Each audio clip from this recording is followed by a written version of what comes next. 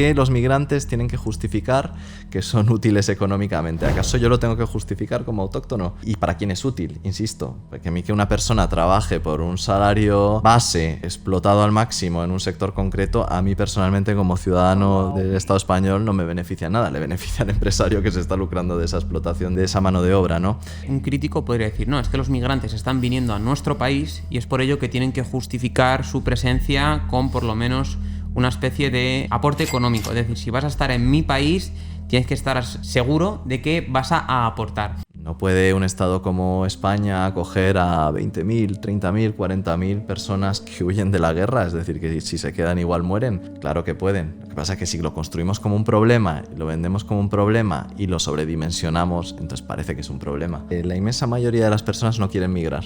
Migrar es difícil. Pensá que cada persona que esté oyendo esto reflexione sobre si le apetece de repente dejar todo lo que tiene e irse a otro lado. No, es que estos trabajos, cuidados domésticos, agricultura, hostelería, están mal pagados porque vinieron los inmigrantes y los devaluaron socialmente y económicamente. Y si cerrásemos las entradas, aquí hay 2 millones de parados, ellos podrían realizar esos trabajos y florecerían, iría muy bien y descubriríamos la cura contra el cáncer y todo perfecto. Es que tú digas que esto amenaza la cultura española, lo que estás transmitiendo es que consideras que la cultura española es débil. Claro, la tortilla de patatas va a desaparecer y vamos a comer todos kebab. No, a nosotros los nacionales sí que nos afecta, ¿no? Porque estamos viendo cómo nuestros barrios se han visto afectados con esta islamización, ¿no? Estamos viendo estos barrios en el que hay mujeres musulmanas con lo que es el hijab, vemos luego negros, ¿no? Con encima con su gorrito y su vestido, y esto antes no era así. Yo viviendo toda la vida en este barrio, este era un barrio de españoles de bien, ¿no? O sea, el barrio se ha etnificado, esto no es España, esta gente está importando su cultura, sus maneras que chocan con las nuestras. ¿Cuántas personas tienen que emigrar y poblar Europa y cuántas generaciones tienen que pasar para que sea la cultura dominante? O sea, mira, en mismo España somos unos 47 millones de habitantes. No sé cuántas personas de religión musulmana habrá en España. Estiremos mucho a 2 millones. O sea, para que el 43 restante adopte el Islam, o sea que tendrían que emigrar 80 millones de personas que acaben al final de generaciones casándose y mezclándose con ellos, y claro, tendría que ser dominante y tendría que acabar con esa débil cultura española para que eso sucediera. La idea de nosotros como país, sí, vale, porque hay gente que dice, sí, vale, necesitamos migrantes, pero queremos seleccionarlos. Entonces, queremos gente lo más cercana a nuestra cultura, a nuestro idioma, a nuestra manera a nuestra cosmovisión, menos inmigración africana, no nos gusta, no tenemos mucho que ver con ella. A lo mejor vamos a favorecer más la inmigración latinoamericana.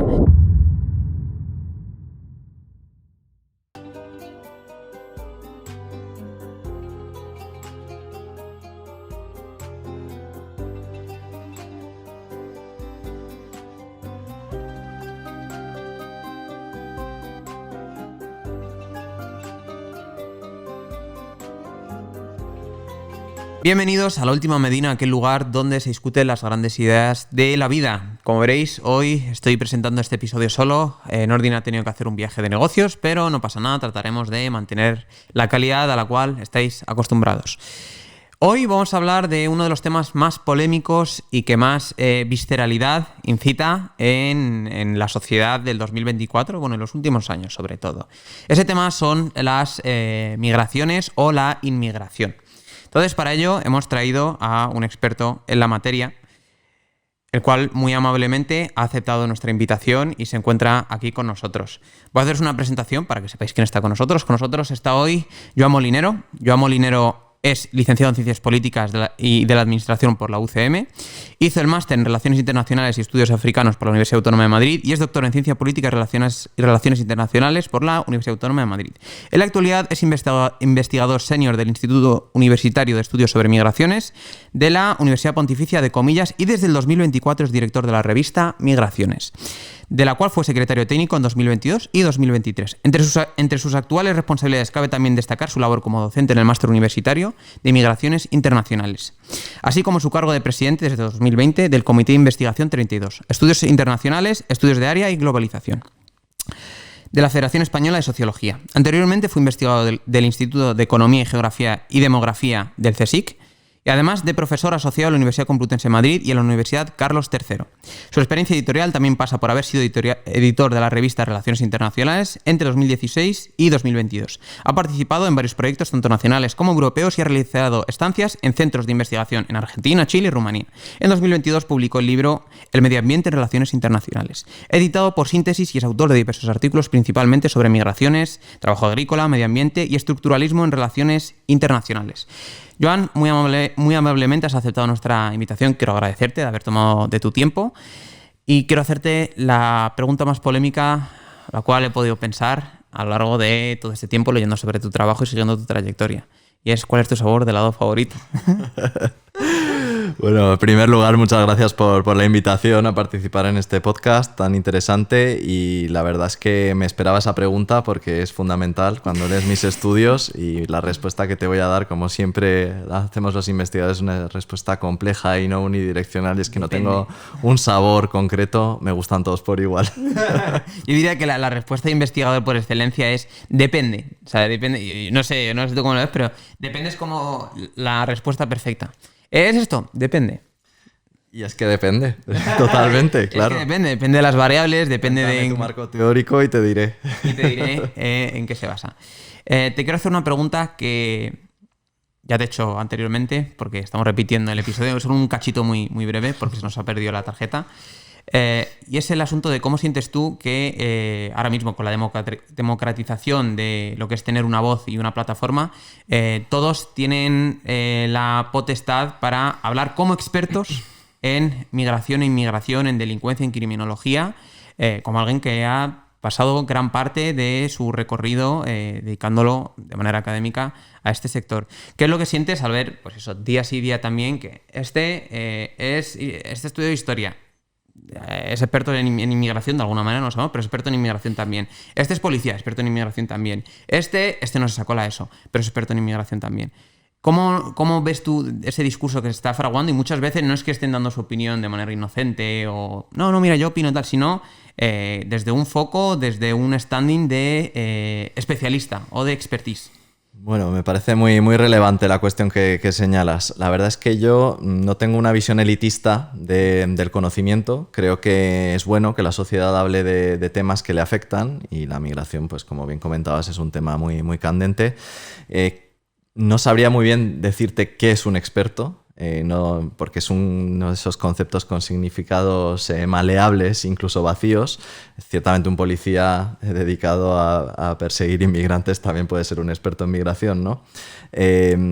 Quizás creo que la forma de identificar cuando alguien habla si es un experto o no es cuando afirma categóricamente o cuando dice esto es así, ¿no? Porque lo que sabemos todos los que estudiamos migraciones es que es un área muy compleja, multidimensional, con muchísimas variables intervinientes, y que realmente quien lo estudia tiene que dedicar muchos años para poder entender un fenómeno que nunca deja de entenderse del todo, ¿no?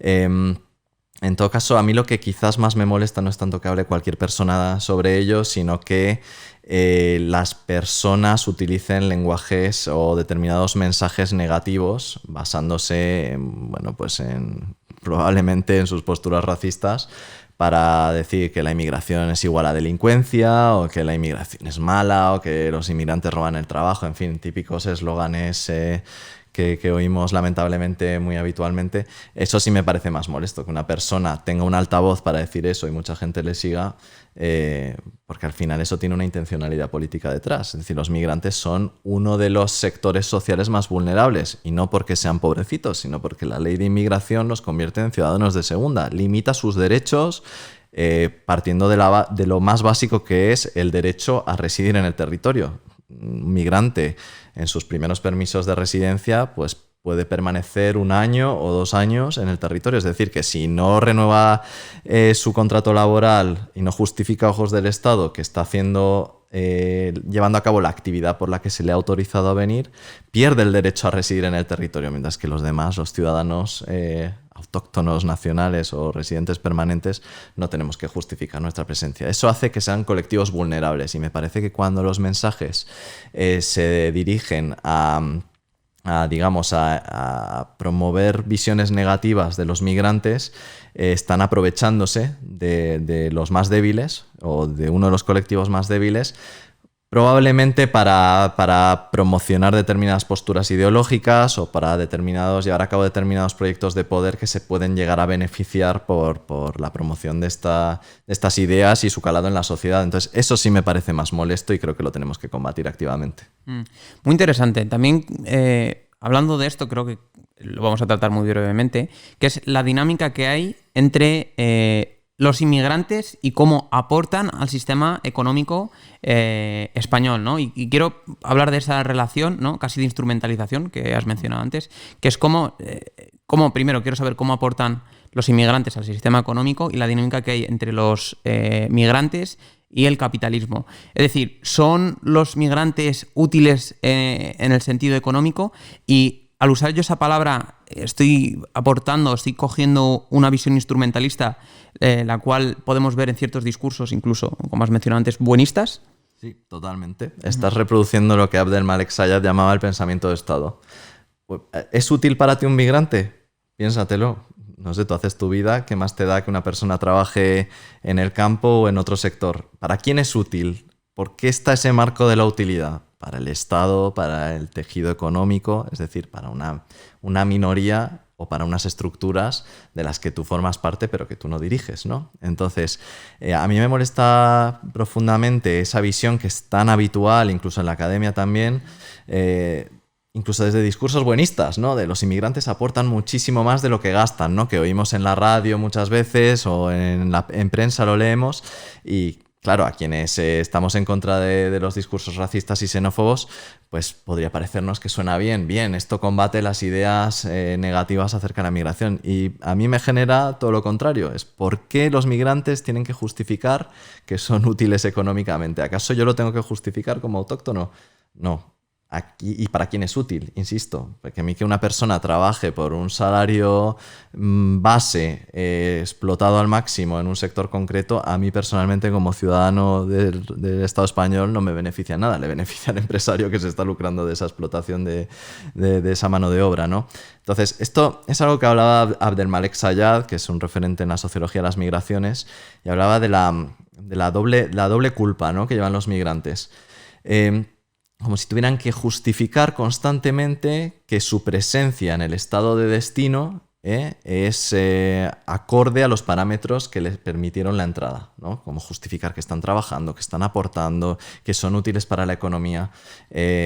Una vara de medir que no se nos aplica a todos. Entonces, efectivamente cumplen una función económica los migrantes, eso es importante tenerlo en cuenta, pero tiene que ver con las transformaciones estructurales que ha sufrido el capitalismo global, pero notablemente economías del centro, como por ejemplo la española, ¿no?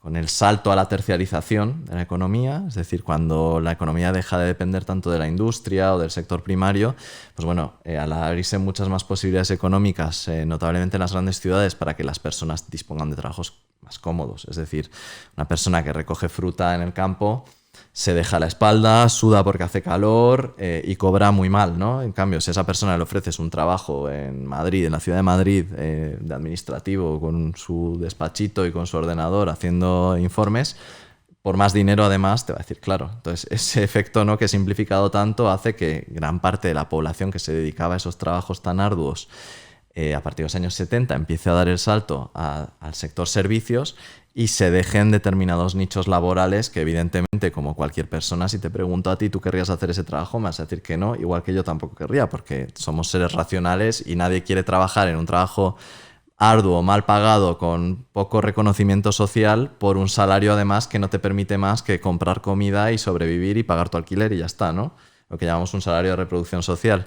Entonces, los migrantes han cumplido la función de trabajar en esos sectores que los autóctonos han abandonado y así pues mantener determinados nichos laborales que si quieres luego pues podemos profundizar en ello.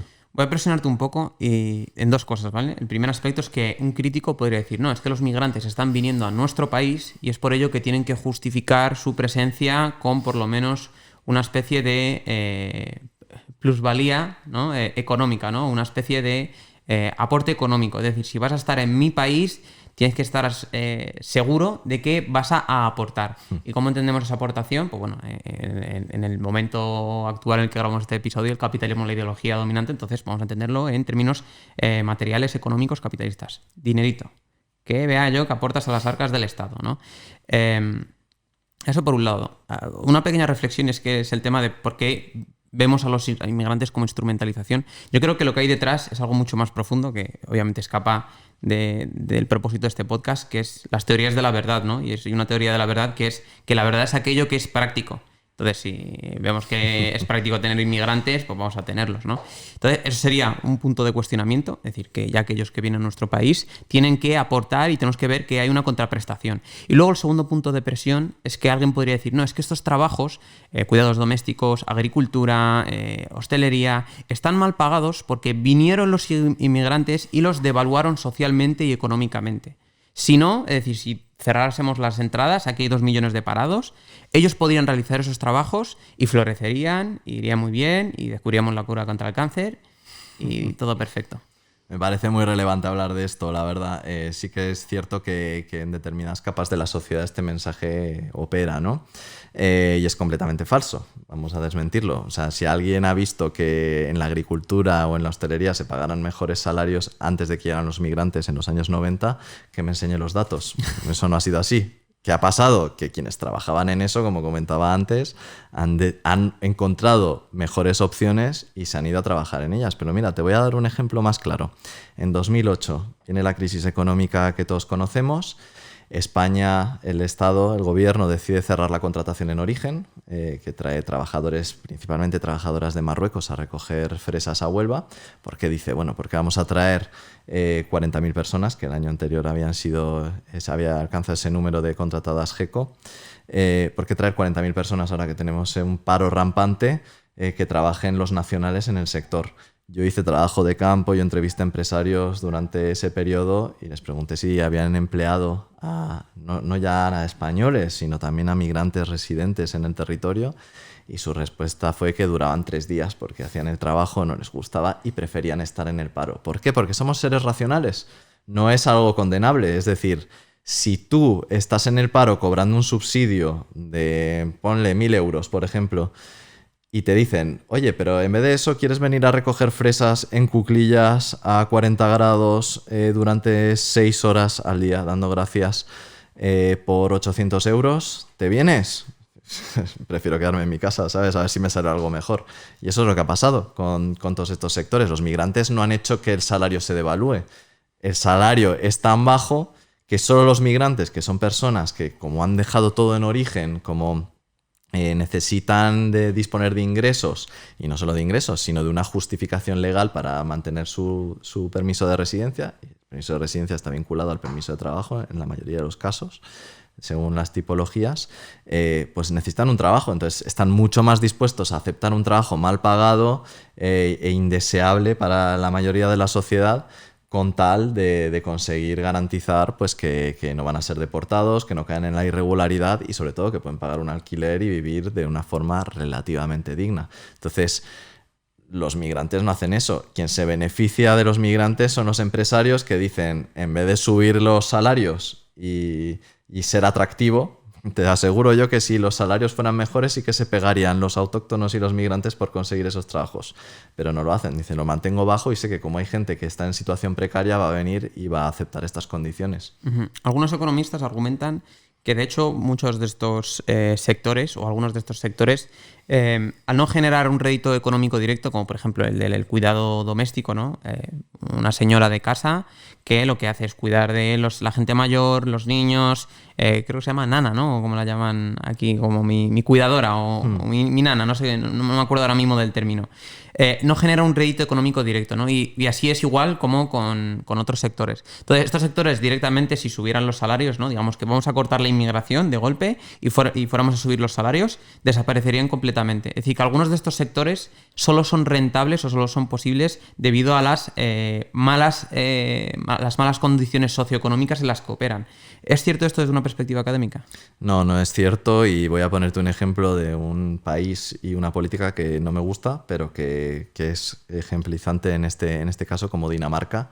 Dinamarca tiene prohibido por ley importar trabajo barato, ¿de acuerdo? Es decir, que los migrantes solo pueden venir a Dinamarca a realizar trabajos digamos, con unas condiciones estipuladas que podríamos calificar, simplificando mucho, de ajenas a la explotación o de no explotación severa, ¿vale? Es decir, ¿por qué ha hecho esa política proteccionista? Para evitar precisamente que los salarios se mantengan bajos y crear ese mercado dual del trabajo, donde unos trabajan en trabajos mal pagados, con malas condiciones, y otra parte de la sociedad trabaja en trabajos pues, con un cierto estándar y una cierta calidad de vida asociada a él, ¿no? Entonces, al hacer esto, le cortó el grifo a todo ese empresariado que se frotaba las manos diciendo: me voy a traer a gente de todas las partes miserables del mundo, donde la gente no llega a fin de mes o lo pasa mal y que van a aceptar condiciones malísimas. Tengo que ofrecer mejores condiciones para que o los que están ya aquí trabajen de esto, o para ser atractivo para la mano de obra europea, que como sabemos hay libre circulación y por lo tanto puede decidir dirigirse hacia ese país para hacer este trabajo. Es decir, que no tiene que ver con... las condiciones no son determinadas per se por el tipo de negocio, sino que tiene que ver con el volumen de plusvalía que apropian, de la que se apropian los propietarios, en este caso de los negocios, y que deciden ofrecer unas condiciones mejores o peores. Uh-huh. Me parece muy interesante esto, porque contrastándolo con Hein de Haas, sí que parece que de una manera mucho más sutil sí que se acerca más a... Diría que es un acercamiento entre el que planteo yo al principio y el que estás planteando tú, ¿no? Y pone el ejemplo de los trabajadores de Rumanía, no sé si es en Estados Unidos o no me acuerdo, algún país de la Unión Europea, que... ellos sí que veían buenas condiciones en este mercado dual, ¿no? En estos trabajos de las 3Ds. Difícil, peligroso y sucio, ¿no? Entonces, muchos de estos trabajos, él argumentaba que a lo mejor no eran sostenibles y que los inmigrantes sí que estaban dispuestos a hacerlos porque ofrecían mejores condiciones que aquellas en su nación de origen o su país de origen, más bien. Entonces él sí que parece argumentar algo parecido, pero creo que es algo que puede estar abierto a Marcos. Te quería preguntar también, por otro lado, parece ser ahora mismo... usando a Hein de Haas, que estamos en la era de la migración o de la inmigración, ¿no? Parece que este globo sur está invadiendo y está yendo a atrapar a ese jardín occidental o ese jardín europeo y está asediándolo por todos los sitios. Estamos viendo hordas de inmigrantes sin precedentes a lo largo de la historia, ¿no? Estamos viendo cómo están llegando inmigrantes de África tratando de entrar a Europa, y lo mismo con América Latina tratando de penetrar en Estados Unidos. ¿Es cierto que vivimos en la era de esta inmigración masiva y que simplemente ya ha llegado la gota que ha colmado el vaso y no podemos más? Es interesante lo que comentas. Creo que estamos en la era de la inmigración en el sentido de que las tecnologías han avanzado hasta un punto que migrar, y pongo muchas comillas, es bastante más fácil, porque disponemos de más información y de más medios. Entonces, eso ha intensificado las migraciones en el mundo. Si miramos los datos, no estamos en la era de la inmigración, puesto que, como bien Hein de Haas también lo dice, solo el 3% de la población mundial es migrante.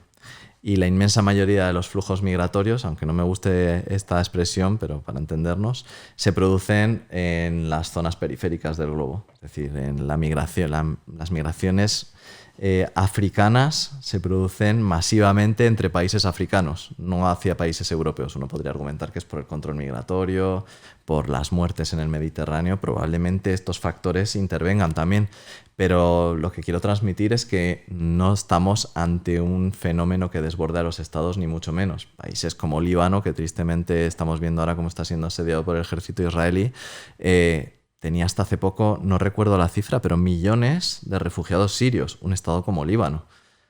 No puede un estado como España acoger a 20.000, 30.000, 40.000 personas que huyen de la guerra. Es decir, que si se quedan igual mueren. Claro que pueden. Lo que pasa es que si lo construimos como un problema, lo vendemos como un problema y lo sobredimensionamos, entonces parece que es un problema.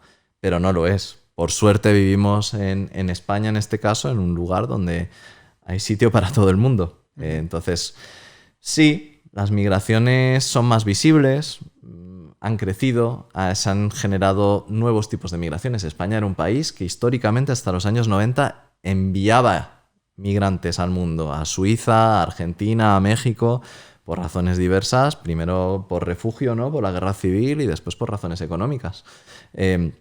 España no recibía inmigrantes o el saldo migratorio era negativo. ¿Por qué empieza a invertirse la tendencia? Porque España entra en la Unión Europea, porque España adopta el modelo neoliberal, porque la economía empieza a crecer, el libre mercado europeo ayuda a que el PIB arranque y España se convierta en una potencia media y por lo tanto se crean nuevas oportunidades de trabajo, tenemos el euro como moneda también estable y esto atrae porque los migrantes no son tontos, los migrantes cuando deciden cambiar su vida y migrar a otro país, pues lo hacen. La selección es muy compleja, ¿no? Muchas veces es porque tienen redes, porque el idioma es el mismo que el de sus países de origen, pero en general es porque aspiran a tener una vida mejor. Entonces van a ir a un sitio donde las condiciones parece que son mejores, ¿no? Pero no estamos ante un asedio ni mucho menos y sobre todo lo más visible que son las pateras, los centros de detención, etcétera, son una parte muy minoritaria de los lugares por los que vienen los migrantes. Los migrantes en su gran mayoría vienen con un billete de avión y llegan al aeropuerto. Uh-huh. Alguien podría ser un crítico y decir, no, es que parece ser que todos los países receptores de refugiados parecen ser, o los grandes países receptores de refugiados parece ser que son las potencias occidentales. Alemania tiene que comerse todos los refugiados. Estados Unidos, Reino Unido, Suiza, Suecia, Noruega, porque son ellos los mayores receptores de refugiados. Y la pregunta es, ¿son ellos realmente los mayores receptores de refugiados? No, desde luego que no. Son receptores de refugiados ilimitados, además. Los principales receptores, por ejemplo, Turquía, no tengo los datos a mano, pero Turquía debe ser uno de los países que más recibe refugiados en el mundo y los puede sostener. El tema es siempre económico. Y si me permites, podemos partir del marco del capitalismo. Uh-huh. Nosotros vivimos en un estado del centro, en un estado que se beneficia de disponer unas condiciones favorables en los intercambios comerciales mundiales, porque tenemos una moneda potente, porque tenemos poder, a través de la Unión Europea también, para imponer las reglas de juego en el mundo, cada vez menos porque hay nuevas potencias emergentes, pero sigue funcionando. Es decir, el comercio mundial está organizado con normas favorables a los países del centro y perjudiciales para los países de la periferia mundial. Entonces, nosotros vivimos una situación privilegiada. Para que tú cojas el coche tranquilamente y te vayas a tu trabajo por una carretera bien asfaltada, estás usando un petróleo que ha cruzado por numerosos estados, que vulneran los derechos humanos. Tú estás, por ejemplo, beneficiándote de que se fabrique en determinados países determinados productos que luego consumes que son baratos y que son fruto de explotación. La ropa que compras y que viene de lugares como Camboya, por ejemplo, pues dices, me compro una sudadera por 20 euros, qué guay, qué barato. Sí, pues lo barato tiene explotación detrás, ¿no? Y vivimos en un estándar de calidad bastante bueno, es decir, nuestra vida en el centro es cómoda. ¿Qué pasa? Que es un equilibrio muy frágil y es un equilibrio de poder. Cualquier elemento que pueda distorsionar estos equilibrios, pues puede amenazar a la calidad de vida que tenemos. Entonces el marco es no acojamos a demasiadas personas, no abramos las fronteras, promovamos dictaduras en el mundo porque nos mantienen las condiciones que a nosotros nos benefician. Es decir, es este marco, ¿no? Entonces las migraciones entran dentro de ello, dentro de esta lógica de percibir que si acogemos muchos refugiados, pues al final no hay trabajo para todos, al final nuestras condiciones de vida van a empeorar y esto no puede ser así, ¿no? Es así como el discurso sencillo. Y dices, bueno, mira a otros países cómo tienen una cantidad de refugiados enorme y no ha pasado nada de eso. Lo que pasa es que nuestra mentalidad es una mentalidad pues muy frágil, ¿no? En la que también compramos mucho estos discursos y no hablo solo de la extrema derecha. yo diría que es ideológicamente transversal, la cuestión de la migración y los recelos. No hay ningún partido que abogue por fronteras abiertas. Entonces... Bueno, el de Rayo, ¿no? Que es un liberal en el sentido propio. A ver, si es un liberal en el sentido propio, dices que no haya fronteras porque el empresario así tiene mayor mercado para elegir, ¿no? Es una opinión periférica, ¿no? Pero quiero ahondar un poco en esto más que has dicho, que es la relación de dependencia que hay entre país receptor y país emisor, o entre el país que recibe la inmigración y estos inmigrantes, ¿no? O estos migrantes, más bien. ¿Hay una relación de dependencia o es ese estado receptor que le está haciendo un favor, le está tolerando, le está dando una oportunidad y le está abriendo las puertas de su casa? ¿Hay una relación? ¿Hay una dinámica? Bueno, es muy complejo. Es decir, como comentaba antes, entre las razones por las que las personas migran a determinados países está el idioma. Y el idioma, como sabemos, es herencia del colonialismo. Entonces ya existe una dependencia histórica porque un territorio, pongamos Senegal, por ejemplo, fue sometido por Francia. Por eso en Senegal se habla francés. Entonces, que los senegaleses quieren ir a Francia no es una casualidad o no es solo porque hay ya una comunidad senegalesa en Francia que les pueda acoger y les pueda ayudar a integrarse. Es porque esa comunidad existe, porque ya había este tipo de lazos y este tipo de vínculos, ¿no? Entonces... la respuesta más concreta a esta cuestión sería ver caso por caso. Hay casos donde no, hay vecinos incómodos y hay que ver cómo se negocia, y hay casos donde existe una relación total de dependencia. Yo dependo de que tú me dejes sacar el coltán o sacar determinados minerales que necesito para mi economía y te permito, pues igual que venga una cierta cuota, o al contrario. Quédate los migrantes, que no quiero que vengan de tu país, te pago para que te los quedes y así ya de paso que te estoy pagando un poquito de más me dejas explotar tus recursos naturales, ¿no? Es muy complejo, pero evidentemente en el sistema mundo en el que vivimos, la propia palabra lo dice, es un sistema. Los países están interconectados y con lógicas históricas, contemporáneas, económicas y políticas. Habría que ir caso por ver las dependencias que operan, ¿no? Me ha parecido muy interesante la dinámica que mencionas, porque sí que académicamente se ve ese juego de cómo las migraciones también a veces son casi un alivio para el país emisor, ¿no? A veces puede ser un alivio porque es presión política. Es que tengo aquí un grupo migrante que cuando abro fronteras pues ya es una presión política menos, ¿no? Entonces, eso por un lado... Va cambiando, ¿no? Porque al final también el país receptor se puede beneficiar de ello y lo puede promover, como puede ser el caso de las agencias de empleo. Mucha gente parece ser que hace, ¿no? Gente de la derecha hace una especie de gochu, ¿no? De te he pillado, con el tema este de, no, es que vosotros decís que todo es culpa del colonialismo. Y Suiza, y Noruega, y esto, sí. ¿Qué colonialismo? Oye, pero es que estos países fomentaron la inmigración que ahora mismo, bien con las agencias de empleo, que si eso no era colonialismo, era algo bastante parecido, las agencias de reclutamiento de empleo que vivían luego unas condiciones prácticamente de esclavitud, ¿no? Y eso muchas veces fue formando esa corriente migratoria. También en Alemania se hizo algo similar. Quiero preguntarte, ¿cuál es el proceso que se da para que un país sea de emisor, pase de emitir, o sea, emisor de migraciones? Me gusta mucho el concepto, pero para que nos entendamos, a ser receptor de migrantes. ¿Cuál es ese proceso que se da? Porque en el inconsciente colectivo parece ser que siempre son los países más pobres los que emiten más migrantes, ¿no? Gente que quiere salir de ese, como se diría, ¿no? Ese inconsciente colectivo, esa especie de infierno, y todos quieren salir en hordas, ¿no? En masas, y quieren todos asaltar este paraíso en el que vivimos. ¿Cuál es ese proceso que se da de ser un país que emite inmigración a ser un país que la va recibiendo?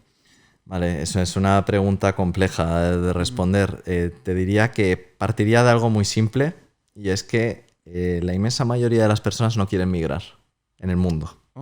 Migrar es difícil. Piensa que cada persona que esté oyendo esto reflexione sobre si le apetece de repente dejar todo lo que tiene e irse a otro lado. Tomar la decisión es compleja. Hay determinados contextos que lo favorecen. Hay una guerra, pues bueno, no te lo piensas. Si te puede caer una bomba encima, te da igual todo, te vas. Tienes una condición personal que te haga ser objeto de persecución, ya sea por tu ideología, tu orientación sexual, tu etnia, etc. También, es decir, el refugio es bastante más fácil de entender que lo que, entre comillas, se ha llamado migración económica, ¿no?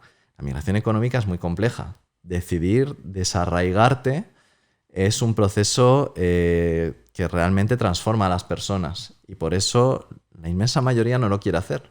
Cuando lo hacen es porque, bueno, es que hay realidades muy, muy complejas de entender, ¿no? Pero desde, bueno, pues en algunos estados africanos hay planes familiares, ¿no? Una inversión de la familia es que uno de los hijos, toda la familia ponga dinero para que emigre y a ver si puede enviar remesas y ayudar a sostener a la familia.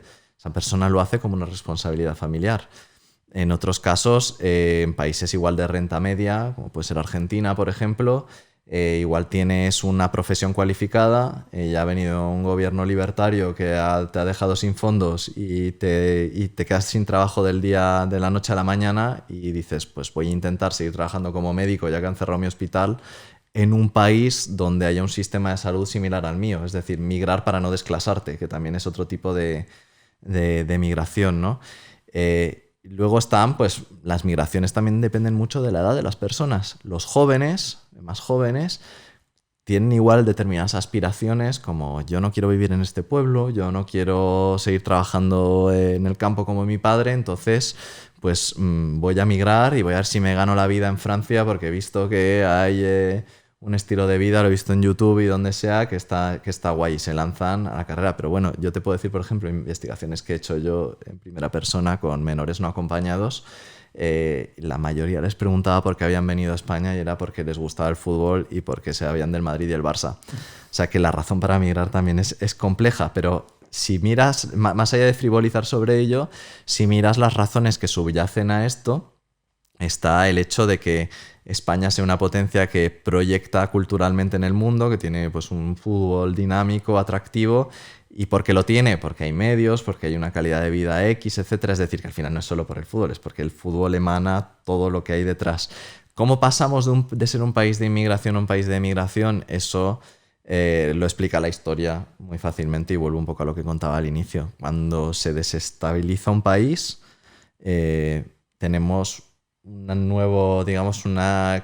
creciente empuje hacia las migraciones, por lo que decía, por intentar salvar la vida, por intentar salvar el trabajo, por intentar mantener la posición de clase que uno ocupa.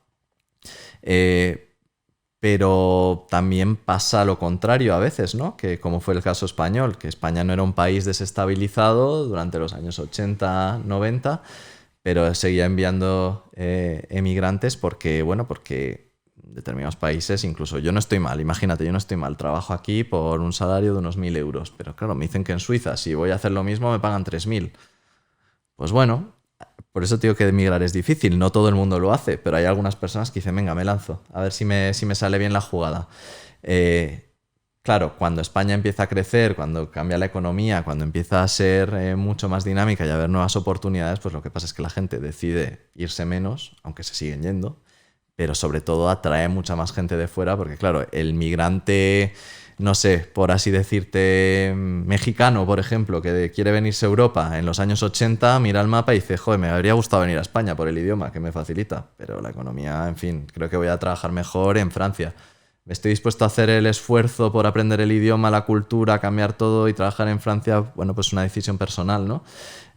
Ahora, si de repente crece el país y hay nuevas oportunidades económicas, dice, pues me voy a España, porque aquí sí que puedo encontrar. Entonces, España pasa de ser un país de migración o no de inmigración por el crecimiento de su economía, básicamente. Y otros países que eran países de inmigración pasan a ser de migración pues, por crisis económicas, por procesos autoritarios en los que caen, por guerras, en fin, una complejidad de factores, ¿no? ¿Dirías que un país cuando comienza a industrializarse es ahí cuando están las etapas tempranas de comenzar a emitir migración? Bueno, es complejo porque la industrialización ya se produjo hace unos cuantos siglos. Los primeros procesos de industrialización, que se produjeron en Inglaterra, muestran migraciones internas, que es lo que se producen, los cercamientos, ¿no? Cuando las tierras públicas pasan a ser convertidas en privadas, pues quienes las disfrutaban, ¿no? De repente ya no pueden cruzarlas porque hay barreras, ya no pueden estar ahí. Tus tierras donde tú arabas y no sé qué, de repente ya no eres propietario, entonces pasas de ser campesino a proletario, tienes que ir a vender tu fuerza de trabajo a una fábrica en la ciudad. Se hacen las leyes de vagos y maleantes, que tanto operaron en el siglo XIX e incluso comienzos del XX, es decir, está prohibido quedarte ocioso, tienes que vender tu fuerza de trabajo en el mercado. Entonces eso impulsó un primer éxodo rural, ¿no? En la mayoría de los estados con tejido industrial amplio, digamos, se ha producido procesos similares. Estando ya en el siglo XXI, la industrialización, que hubo unos planes, ¿no?, en la segunda mitad del siglo XX, sobre todo en lo que fue denominado como el tercer mundo, de industrialización por sustitución de importaciones, ¿no? Había planes para industrializar los países, dejar de depender de las importaciones y, por lo tanto, tener más autonomía dentro del mercado mundial. Muchos de ellos, la mayoría diría, fracasaron, pero ninguno de ellos bebió de la inmigración internacional, digamos, sino de la interna. O sea que la asociación entre industrialización y migración no es tan directa, ¿no? ¿Modernización podríamos decir? Modernización, si lo entendemos por adopción del modelo neoliberal, por terciarización, sí, porque lo sabemos, ¿no? La historia ya lo ha mostrado, ya llevamos unas cuantas décadas de neoliberalismo y han mostrado que la adopción de estos planes genera un viento de cola, ¿no? Un impulso positivo a la economía al inicio, según el cual se crean muchas más oportunidades laborales, vienen muchas más inversiones, las economías crecen y, por lo tanto, ahí sí, de repente en un país que tenía una economía estancada se crece al 6, al 8%, necesita mucha mano de obra. Y ahí la inmigración es completamente no solo deseada, sino incluso bienvenida, ¿no? Voy a hacerte un cuestionamiento, ¿vale? Alguien podría decir, ¿estás planteando, Joan, que no puede ser un liberal en lo económico y más conservador en la inmigración? Es decir, que va de la mano. Cuanto más liberalices tu economía, perdona que te diga, pero más inmigración vas a tener. No, es una arma de doble filo. ¿Quieres más crecimiento económico? Perdona, pero la carta que viene es más migración. Es decir, que no puedes tener un comercio de bienes por un lado sin tenerlo de personas por otro, o de bienes y ideas por un lado y sin tenerlo por personas por otro. ¿Estás planteando eso? Bueno, a ver, hay que meter al Estado en la ecuación, ¿no? Que ese es el gran misterio y la ocultación que hacen los liberales que manifiestan, ¿no?, como que son alérgicos al Estado y todos lo necesitan y lo desean. No hay liberalismo sin Estado. Eso, la literatura es muy fecunda en ello y mismo Wallerstein lo podemos leer, lo explica muy bien. Por diferentes razones.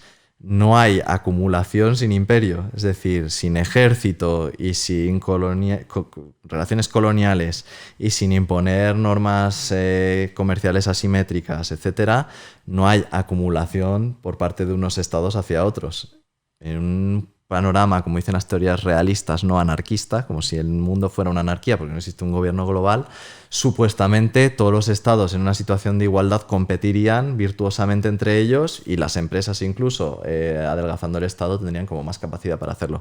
La realidad es que no. Las empresas, los grandes polos de acumulación se sitúan en el centro, que son casualidad, y lo digo muy irónicamente, aquellos países que fueron potencias coloniales, ¿no? Es decir, que el sistema económico, el sistema mundo actual es herencia de siglos de acumulación y expolio y de dominación. Entonces, el liberalismo siempre necesita al Estado, eso es algo básico, y quien diga quiero más libertad económica porque así voy a expandir mi actividad económica, que no sabemos tampoco si pasaría por hacerlo. Ya estamos viendo, pongo el ejemplo de Argentina, con un gobierno que está dinamitando el Estado, ¿no?, para que supuestamente se cree una especie de utopía liberal. Veremos, a ver, de momento ha pasado poco menos de un año, pero lo único que ha pasado es que ha subido la pobreza.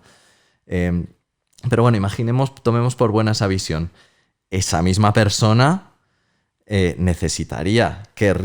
desearía esa inmigración. ¿Por qué? Porque ningún empresario quiere montar una empresa sin trabajadores.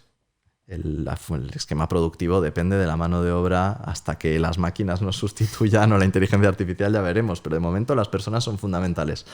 Entonces, si tú montas un negocio que se expande no sé cuánto y necesitas trabajadores, si no los tienes porque ya los autóctonos ya están medio encajados todos cada uno en su sitio y no es tan atractivo lo que ofreces como para sacarlos de otros sitios y que vengan a trabajar para ti, sobre todo porque probablemente quieras pagar el menor salario posible porque quieras acumular el máximo posible, pues vas a pedir tener inmigración. Ahora, si eres un racista, pues lo siento, pero tienes una contradicción interna entre tu necesidad económica y tus filias sociales, ¿no? O sea, en breves palabras, aquel que dice yo soy liberal en lo económico pero conservador en cuanto a migraciones es una declaración completamente estúpida, ¿no? Sí, bueno, ¿qué significa ser conservador en cuanto a migraciones? Es decir... Que quiero el mínimo de inmigración posible y mejor si la puedo seleccionar. Eso es liberal, no conservador. Es lo que llamamos en la academia utilitarismo migratorio. Que vamos a tratar más adelante. Que vengan las personas que yo quiero para que hagan lo que yo quiero, pero... O sea, por favor, que vengan brazos, no personas, porque yo quiero que trabajen, no que hagan su vida, ¿no? Vamos a centrarnos en ello ahora, porque me parece muy interesante, ¿vale?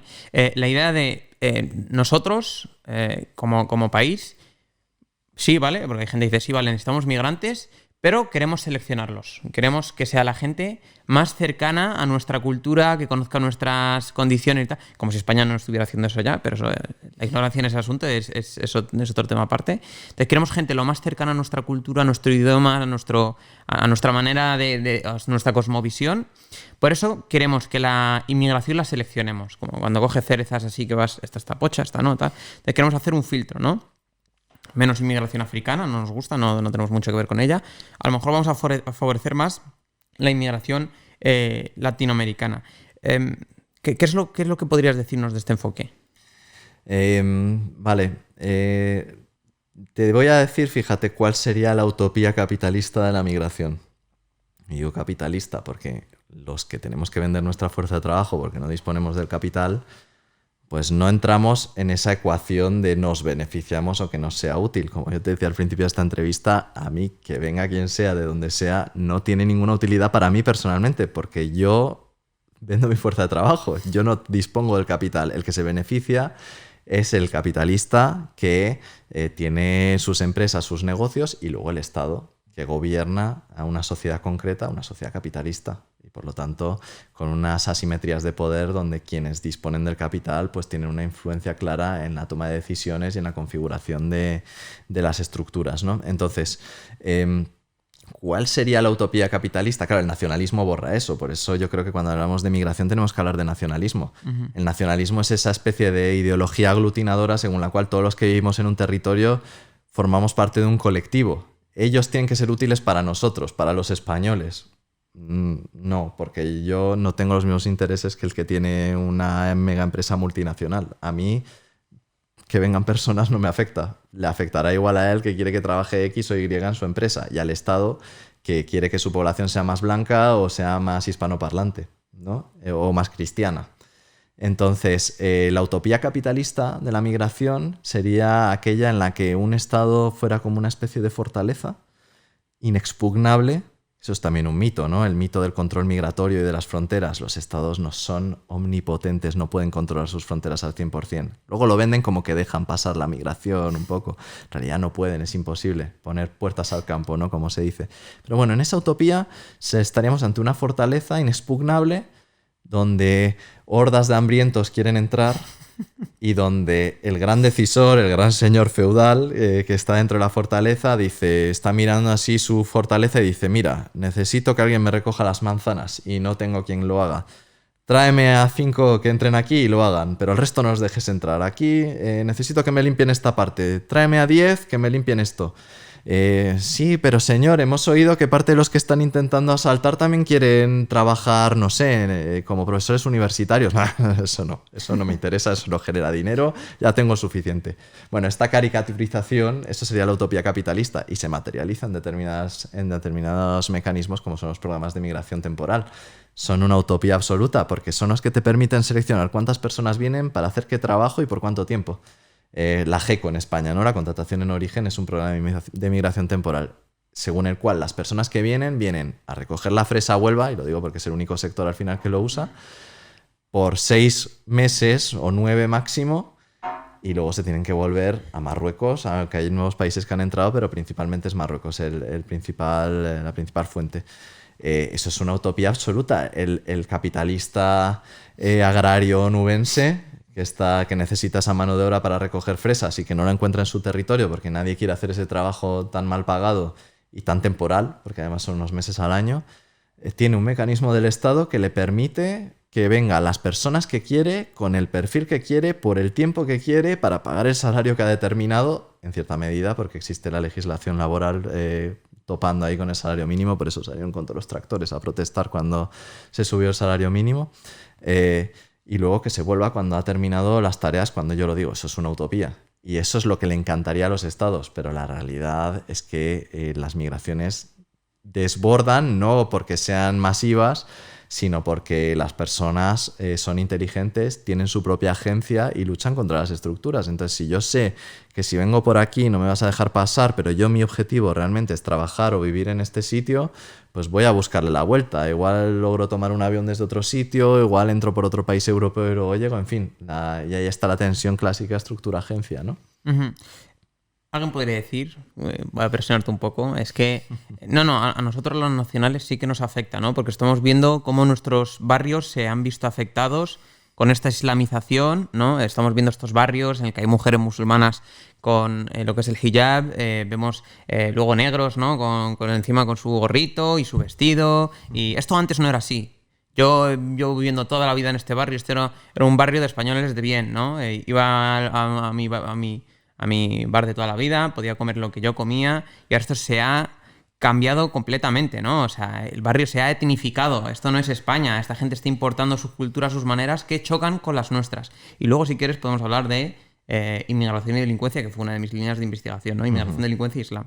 ¿Qué responderías a alguien que puede decir que esto sí que nos afecta a los españoles, ¿no? Porque estamos viendo que nuestros barrios están dando un giro de 360 grados y están etnificando con estas expresiones que no nos gustan y nos afectan. Luego ya hablaremos de la delincuencia, pero digamos ahora simplemente por la parte cultural, que está viendo ahí como una especie de robo cultural o una especie de asalto cultural, sé que se puede expresar así. No, yo le diría a esa persona que no sea complejada, primero, que no crea que su cultura, lo que él cree que es su cultura, va a desaparecer porque vengan personas de fuera. Le diría que hable con esas personas, que intente aprovecharse y se dará cuenta de que aprenderá muchas cosas, puede aprender infinidad de cosas, porque lo bueno que trae la inmigración es todo un bagaje cultural absolutamente refrescante. Los negocios, que bien, en vez de tener el típico bar que te sirve patatas bravas en cada esquina, pues igual de repente tienes un kebab, un restaurante libanés, un restaurante chino. Qué bien, ¿no, señor? Si no le gusta, igual es que usted es racista. Y si es racista, pues es un problema suyo, porque entonces usted cree que hay personas que por su origen étnico, o sea, origen nacional, por sus rasgos fenotípicos, por sus creencias religiosas o por el idioma que habla, es inferior a usted, porque eso es el racismo. El racismo no es rechazar la diferencia, es rechazarla porque consideras que es inferior a ti y que por lo tanto tu cultura es superior y que debería obedecerte a ti. Es una relación de... Eso no puede seguir sin problema. Vale, es una relación de amo y siervo, ¿no? Lo que esta persona querría. A esta persona le encantaría que sus calles sigan siendo limpiadas o que cuando vaya a la frutería pueda comer manzanas porque han sido recogidas por personas de fuera, pero le encantaría no verlas, le encantaría que estén aisladas espacialmente, quizás en un poblado chabolista fuera de la ciudad o incluso ni enterarse que están, ¿no? Bueno, yo diría que es un problema personal que se debería trabajar en una consulta de psicoterapia y de construirse a sí mismo en vez de echar la culpa de sus problemas a gente que viene, no dirían ya ni a trabajar, porque ese es el mensaje, ¿no? Los migrantes vienen y trabajan, son muy trabajadores, sí, como la humanidad en general. A la gente no le gusta quedarse ociosa y no contribuir ni hacer nada con su vida. Todos queremos la prosperidad, el dinamismo, tenemos pasiones, nos gusta, si las podemos desarrollar en el trabajo, pues mejor. Bueno, pues esas personas son seres humanos que han podido venir y conviven contigo. Aprovecha esa oportunidad, ¿no? Uh-huh. Y si dijera, no, es que yo tengo miedo que se está perdiendo la cultura española. Ya es un problema, ¿no? De cultura, que es la cultura española. Estamos hablando de que el kebab actualmente, mientras estamos grabando esto, es cultura española, por lo menos aquí de Madrid. Es tradición comerse un kebab, la gente sale de fiesta a las 5 de la mañana, me como un kebab, es parte de la cultura española. El reggaetón es parte de la cultura española. En los años 90 no lo era. Estamos hablando de que la cultura es un ser que va cambiando, ¿no? Uno puede decir, no, es que está cambiando radicalmente. Bueno, pues entonces defínmela, ¿no? Estos principios. Pero alguien podría decir esto, ¿no? Es que tengo miedo de que se están matando, están asesinando la cultura española. Bueno, es, como decía al principio, es una persona acomplejada la que dice eso, porque si tan malo es lo que tú rechazas, a la gente no le gustaría. Si los kebabs estuvieran asquerosos, la gente no los consumiría, ¿vale? Entonces, es que tú digas que esto amenaza la cultura española, lo que estás transmitiendo es que consideras que la cultura española es débil. Es débil. Tú crees, uy, no, yo qué sé, que son tonterías se puede ocurrir a una persona, la tortilla de patatas va a desaparecer y vamos a comer todos kebab. Pues, aparte que es una chorrada, en fin, si tan acomplejado eres, pues es un problema que tienes tú. Cuando se habla de esas, las teorías del gran reemplazo, que a la extrema derecha le encanta, ¿no? Este supuesto plan para islamizar Europa y el mundo occidental, ¿cuántas personas tienen que emigrar y poblar Europa y cuántas generaciones tienen que pasar para que sea la cultura dominante? O sea, mira, en mismo España somos unos 47 millones de habitantes. O sea, no sé cuántas personas de religión musulmana habrá en España. Estiremos mucho a 2 millones, ¿no? Sí, 2 millones. Algo así. O sea, para que el 43 restante adopte el Islam, o sea, que tendrían que emigrar 80 millones de personas, que acaben al final de generaciones casándose y mezclándose con ellos, y claro, tendría que ser dominante y tendría que acabar con esa débil cultura española para que eso sucediera. No ha pasado nunca. Solo ha habido sustitución cultural cuando ha habido exterminios y genocidios. En Estados Unidos no impera la cultura de los indios porque fueron exterminados. Pues mira, en lo que está pasando ahora Israel es un estado judío donde no impera la cultura palestina porque se está exterminando a los palestinos y expulsándolos. Es la única forma de que haya realmente un gran reemplazo. Si no, pues volvemos a paranoias, conspiraciones y sobre todo a debilidades e inseguridades personales proyectadas hacia otros colectivos. También me parece, Joan, que claro, lo que los proponentes de este argumento plantean, ¿no? Desde cuando me pongo a enfocarlo, es que el hecho de que la cultura española se mezcle o se sincretice, ¿no? Por usar un palabra, con otras culturas, pone en peligro, ¿no? La cultura española. El hecho de que la cultura española, o incluso ya no solo la española, ¿no? O sea, la cultura occidental que esté con culturas del sur. Estoy generalizando mucho, ¿no? Con la cultura india, ¿no? A lo mejor en Reino Unido. Eso va a hacer que la cultura blanca o la cultura occidental se pierda. Que ya de por sí es un problema definir qué es la cultura blanca o la cultura occidental o los valores españoles. Es un problema. Yo me sentaría con alguien y le podría hacer sudar haciéndole esta pregunta. Te iba a decir lo mismo. ¿Qué es la cultura española? ¿Es la vasca, la andaluza, la catalana? En un país como el nuestro ya, pero es que remontémonos a los orígenes históricos de España. Es que igual parte de la cultura española viene de cuando en la mitad del país vivían poblaciones musulmanas antes de ser expulsadas. Entonces, si tienes miedo a que los musulmanes vengan a acabar con tu cultura, que en el fondo es de origen musulmán, en parte estás en un contrasentido, ¿no? Sí, pegas un tiro. Bueno, y luego, perdona que te interrumpa, o sea, más allá de si buscamos factores homogeneizantes, las culturas tienen que ver con la clase social. O sea, es que hay muchas culturas y no solo a nivel territorial. O sea, ¿es la cultura de una persona que vive en un barrio obrero la misma que la persona que vive en Chamberí? Igual no. Igual los elementos culturales a los que considera afines esa persona de ese barrio son diferentes de lo del otro. Entonces, ¿existe realmente una cultura española? Creo que podemos encontrar determinados rasgos comunes compartidos por la población que reside en el Estado español, que podríamos identificar como cultura, evidentemente, pero nuevamente caemos en el marco del nacionalismo. Es un mito nacionalista decir que existe una cultura nacional. Y me parece muy interesante. Y claro, conectándola a esto con lo que estaba planteando, es que... ¿la cámara va bien? ¿Sí? No me ha parecido escuchar un sonido. Bien, ¿no? Nada, habrá sido algo.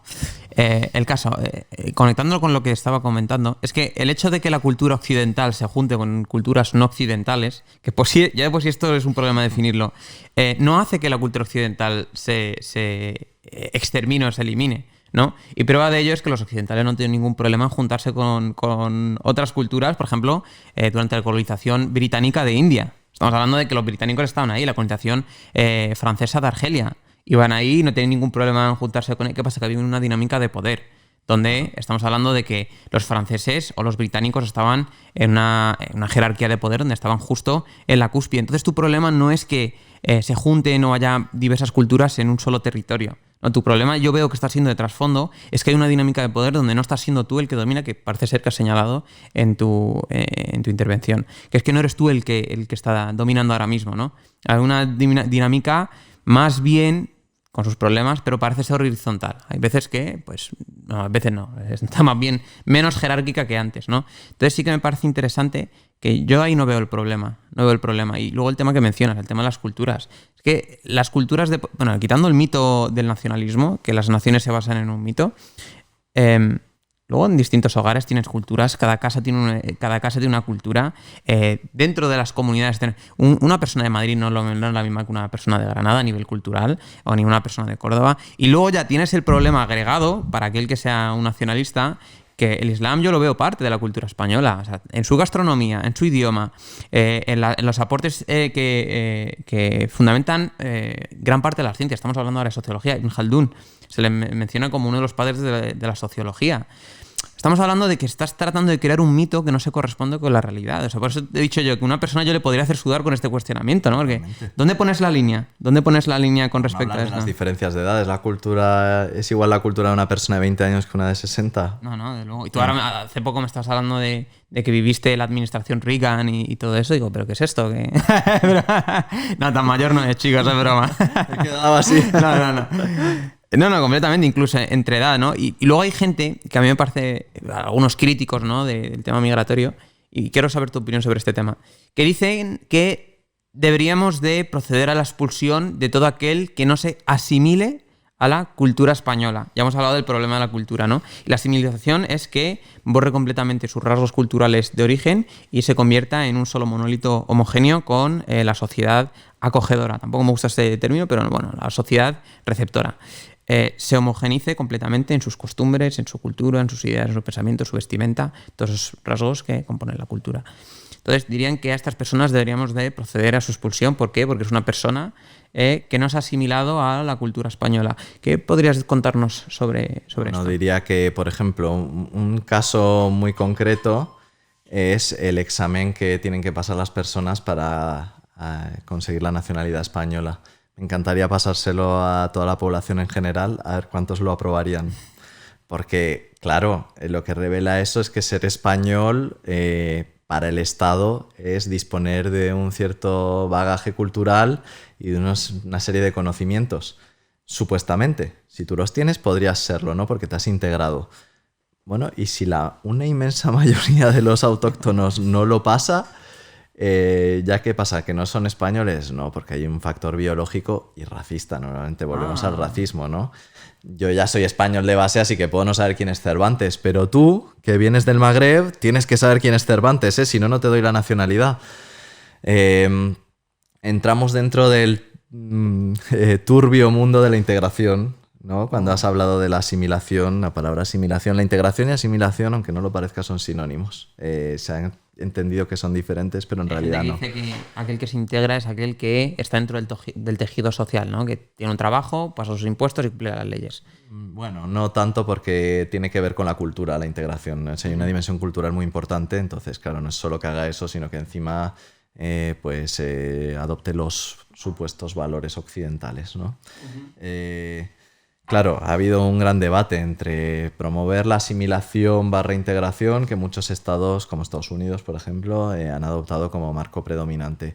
Estados como Alemania o Países Bajos optaron por el multiculturalismo durante un tiempo, que era que cada comunidad mantenga su cultura e interactuemos entre nosotros, pero sin mezclarnos. Y eso pues fracasó. Y ahora estamos en el paradigma intercultural, que está lleno de palabrería y que carece de significado muchas veces cómo se usa, pero la idea de base me parece muy interesante, que es interculturalidad. Integremos nuestras culturas. Es decir, yo no te pido a ti como inmigrante que te conviertas en un español sino que yo como español también aprenda de ti y que juntos trascendamos y creemos identidades híbridas y nuevas.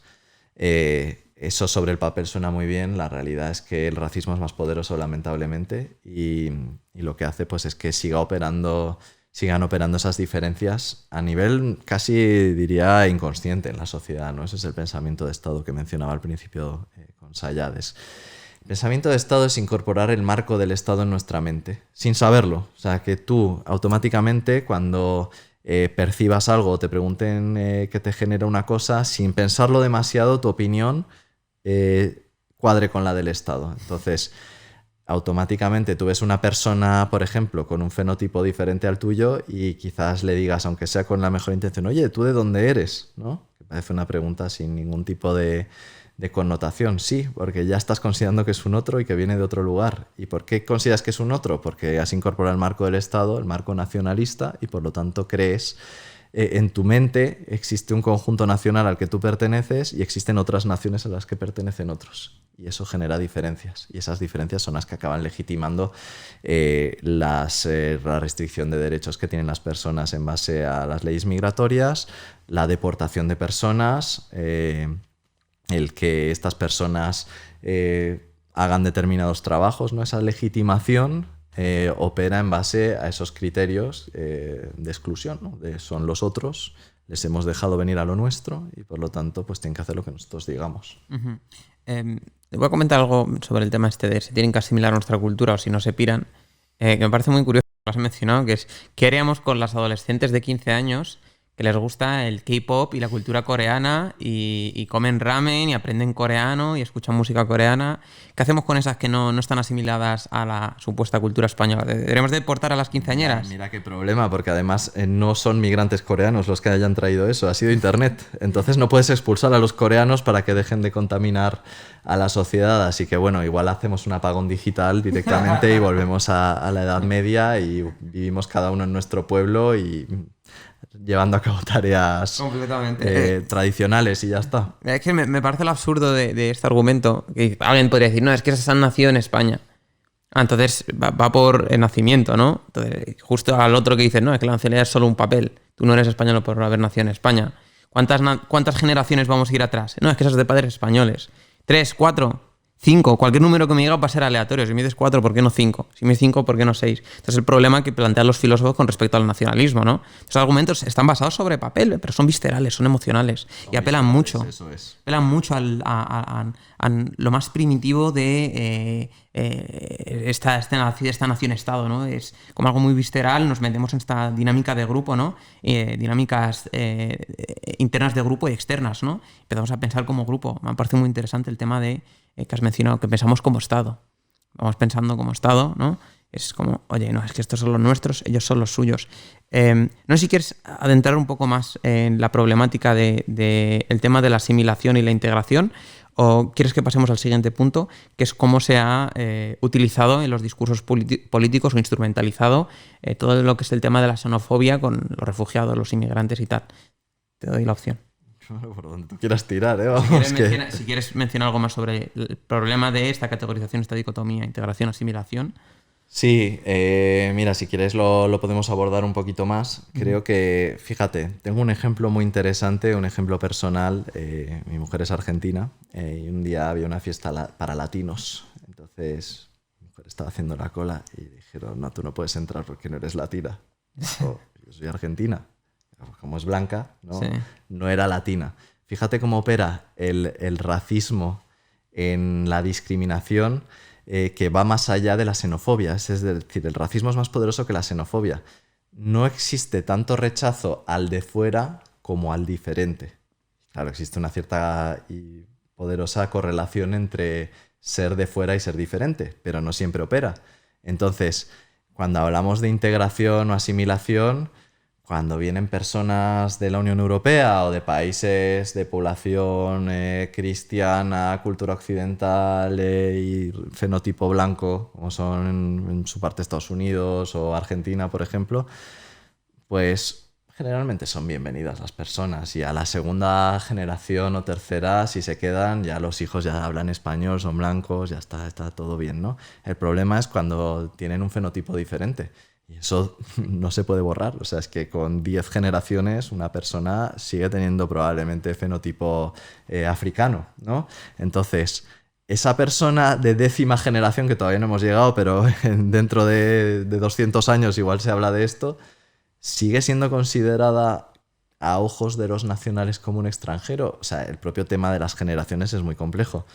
¿Es la inmigración algo hereditario? Es decir, a ti te hablan, te dicen, eres un migrante de 2ª generación, pero si yo no he migrado, yo he nacido en España y soy español, ¿por qué me llamas migrante y 2ª generación? Además, es como una dinastía, ¿no? ¿Cuántas dinastías hay de otros, de la otredad, como habla Sayad, y cuándo eso se lima? Pues igual no se lima nunca, porque en realidad, si el paradigma es el racismo institucional, significa que al no blanco siempre se le va a considerar como un otro, ¿no? Hay sociedades donde se ha trascendido, como en Estados Unidos, un negro de Estados Unidos es un estadounidense, pero existe un racismo interno brutal, ¿no? Cuando se asocia a la delincuencia, otras cuestiones. Entonces, yo veo la gran problemática, no solo con las migraciones, sino en general, que tiene la humanidad en este momento, es la intersección entre nacionalismo y racismo con el Estado. Bien, la cámara bien. Vale, perfecto. Mencioné también algo con respecto al tema de asimilación e integración en esta trayectoria, que es una problemática que veo que algunos voceros tratan de asustar a lo que son las masas españolas y les dicen, cuidado, que vamos a acabar como Francia. Cuidado que vamos a acabar como Francia. Francia es un modelo migratorio fallido. Pero por el otro lado, sabiendo que Francia es asimilacionista en su política migratoria, quieren promover un modelo asimilacionista aquí en España, ¿no? Es decir, que venga un inmigrante, le borramos completamente, porque no podemos borrarle étnicamente y decirle los ojos azules y bueno, aquí en España sería otra historia, ¿no? Porque, claro, aquí en España tenemos el problema de la diversidad, ¿no? Claro, tenemos gente con los ojos azules y que es rubia, pero tenemos gente muy morenos. Albice Pérez, sí. Una cara de marroquí, o sea, increíble, o sea. Entonces, claro, es contradictorio. Me estás diciendo que vamos a acabar como Francia, pero me estás queriendo imponer el mismo modelo aquí en España, ¿no? ¿Qué puedes comentarnos sobre todo el tema este de meter miedo con Francia? Como, cuidado, Francia, vais a acabar como Francia. Bueno, porque yo creo que lo que diría una persona, me cuesta meterme en la mentalidad de una persona así, ¿no? Pero lo que estaría probablemente pensando una persona así es que vengan pocos, no demasiados, y los que vienen ahí los asimilamos. Aunque en realidad lo que el pensamiento anti-inmigración promueve es la temporalidad ad infinitum. Y eso Sayad lo decía muy bien. Sayad decía, el migrante vive lo que él llamaba la ilusión de lo provisorio. Es decir, creer... Fíjate, una persona puede vivir toda su vida, él hablaba de Francia, de los argelinos en Francia, un argelino puede vivir en Francia toda su vida sintiendo siempre que está con una presencia temporal, porque tiene que renovar su permiso, porque tiene que seguir justificando, y eso es totalmente acorde con el pensamiento racista, xenófobo o de control migratorio. Es decir, hacer que las personas nunca se sientan de aquí para evitar que se asimilen. De hecho, un problema entre comillas, que tuvo Alemania con su programa de trabajadores invitados, el Gastarbeiter, era que invitaban a gente de Turquía a trabajar, véase la ironía. El nombre me parece elegante, pero luego ve las condiciones en las que están y de, oye... Venían a hacer los trabajos, como venimos hablando en esta entrevista, de que los alemanes no querían hacer y que la economía necesitaba. Y vaya problemón cuando se dieron cuenta que empezaban a traerse a sus familias y a quedarse, que no volvían a Turquía, que era como estaba previsto. Se canceló el programa enseguida, dijo el Estado alemán, no funciona, porque la gente se queda, ¿no? Claro. Pero la idea era que no se quedaran. Entonces, cuando meten ese miedo con Francia es porque, cuidado, que cuando vienen se quedan. Bueno, pues habría que ver si Francia tendría 2 copas del mundo, por ejemplo, si no hubiera tenido inmigración, ¿no? Un ejemplo tonto, pero muy, muy visual. O cuánta cultura francesa que se exhibe por el mundo, desde la literatura hasta el cine, cuánta de esa está hecha por franceses, no sé, de varias generaciones de franceses y que no tengan ningún origen africano ni asiático. Pues bueno.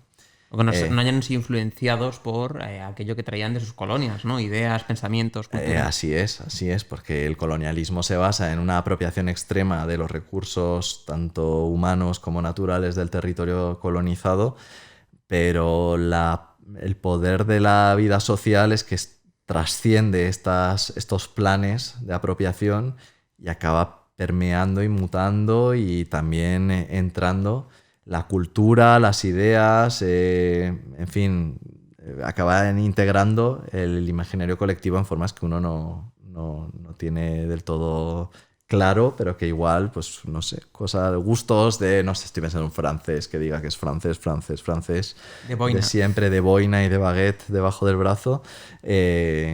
¿Cuántos de sus gustos son solo franceses y su consumo es todo francés en cuanto a alimentos, en cuanto a cultura y tal? Estamos en el absurdo, de verdad. Es absurdo y volvemos al nacionalismo, que es el gran tema. Es un mito. El nacionalismo es un mito. Entonces, si pensamos que es un mito, lo podemos deconstruir y adaptarnos mejor a una realidad que, por suerte, es mutable y que no queda, no permanece en el tiempo ni se queda sin evolucionar, ¿no?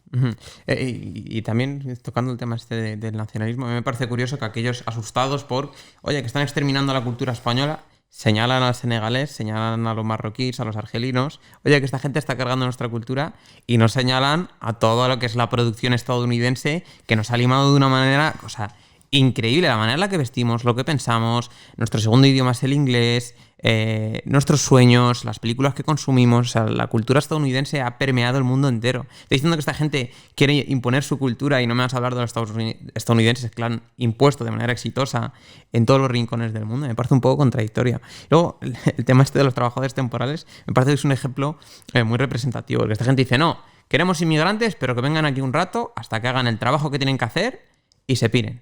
Pero claro, es que es el problema que tú mencionas, uno de los problemas, que es que se acaba generando ahí una dinámica en la que empiezan las reagrupaciones familiares, las remesas, ya no solo económicas, sino también las sociales. Es decir, es una dinámica compleja. No puedes... Es una mente muy simplista y de verdad, totalmente antirracional, aquella que plantea esto de, no, les vamos a tener un ratito, hacer lo que tienen que hacer. Y otra vez de vuelta, no tienen en cuenta muchas realidades sociales, económicas y dinámicas que están funcionando por detrás. Entonces, quería escuchar un comentario tuyo sobre este tema, que es esta dinámica que están ocurriendo, que no tienen en cuenta. Y bueno, luego el tema de la cultura estadounidense, que es algo... Bueno, volvemos al racismo. ¿Por qué que te llenen de McDonald's y Burger King el barrio te parece bonito y que se llene de kebabs no te gusta? Porque eres racista. Y porque tienes una mentalidad de sumisión al imperio que no tienes respecto a los que consideras tus subordinados, que es la periferia mundial, ¿no? Es decir, es racismo. Pero mira, hablando de lo que, en la línea de lo que comentabas, creo que es importante señalar la diferencia entre movilidad y migración. La movilidad ha existido desde que el ser humano es especie. Ya, partiendo de la idea de que el ser humano, hasta donde la ciencia ha llegado, se gestó, nació en Etiopía y ahora ha colonizado todo el planeta Tierra, pues podemos entender que tiene que ver, la movilidad es inherente a nosotros. Es decir, si no nos hubiéramos movido, estaríamos todos hacinados en Etiopía ahora mismo y el resto del planeta estaría lleno de animales y plantas, ¿no? Entonces, la movilidad siempre ha existido. ¿Por qué de repente no hablamos de movilidad y hablamos de migración? Porque vivimos en un mundo de estados. La migración es una condición política. El migrante es el nacional de un estado que quiere entrar en otro estado. Y esta condición política se ve muy claro cuando hacemos la diferenciación entre extranjero y migrante.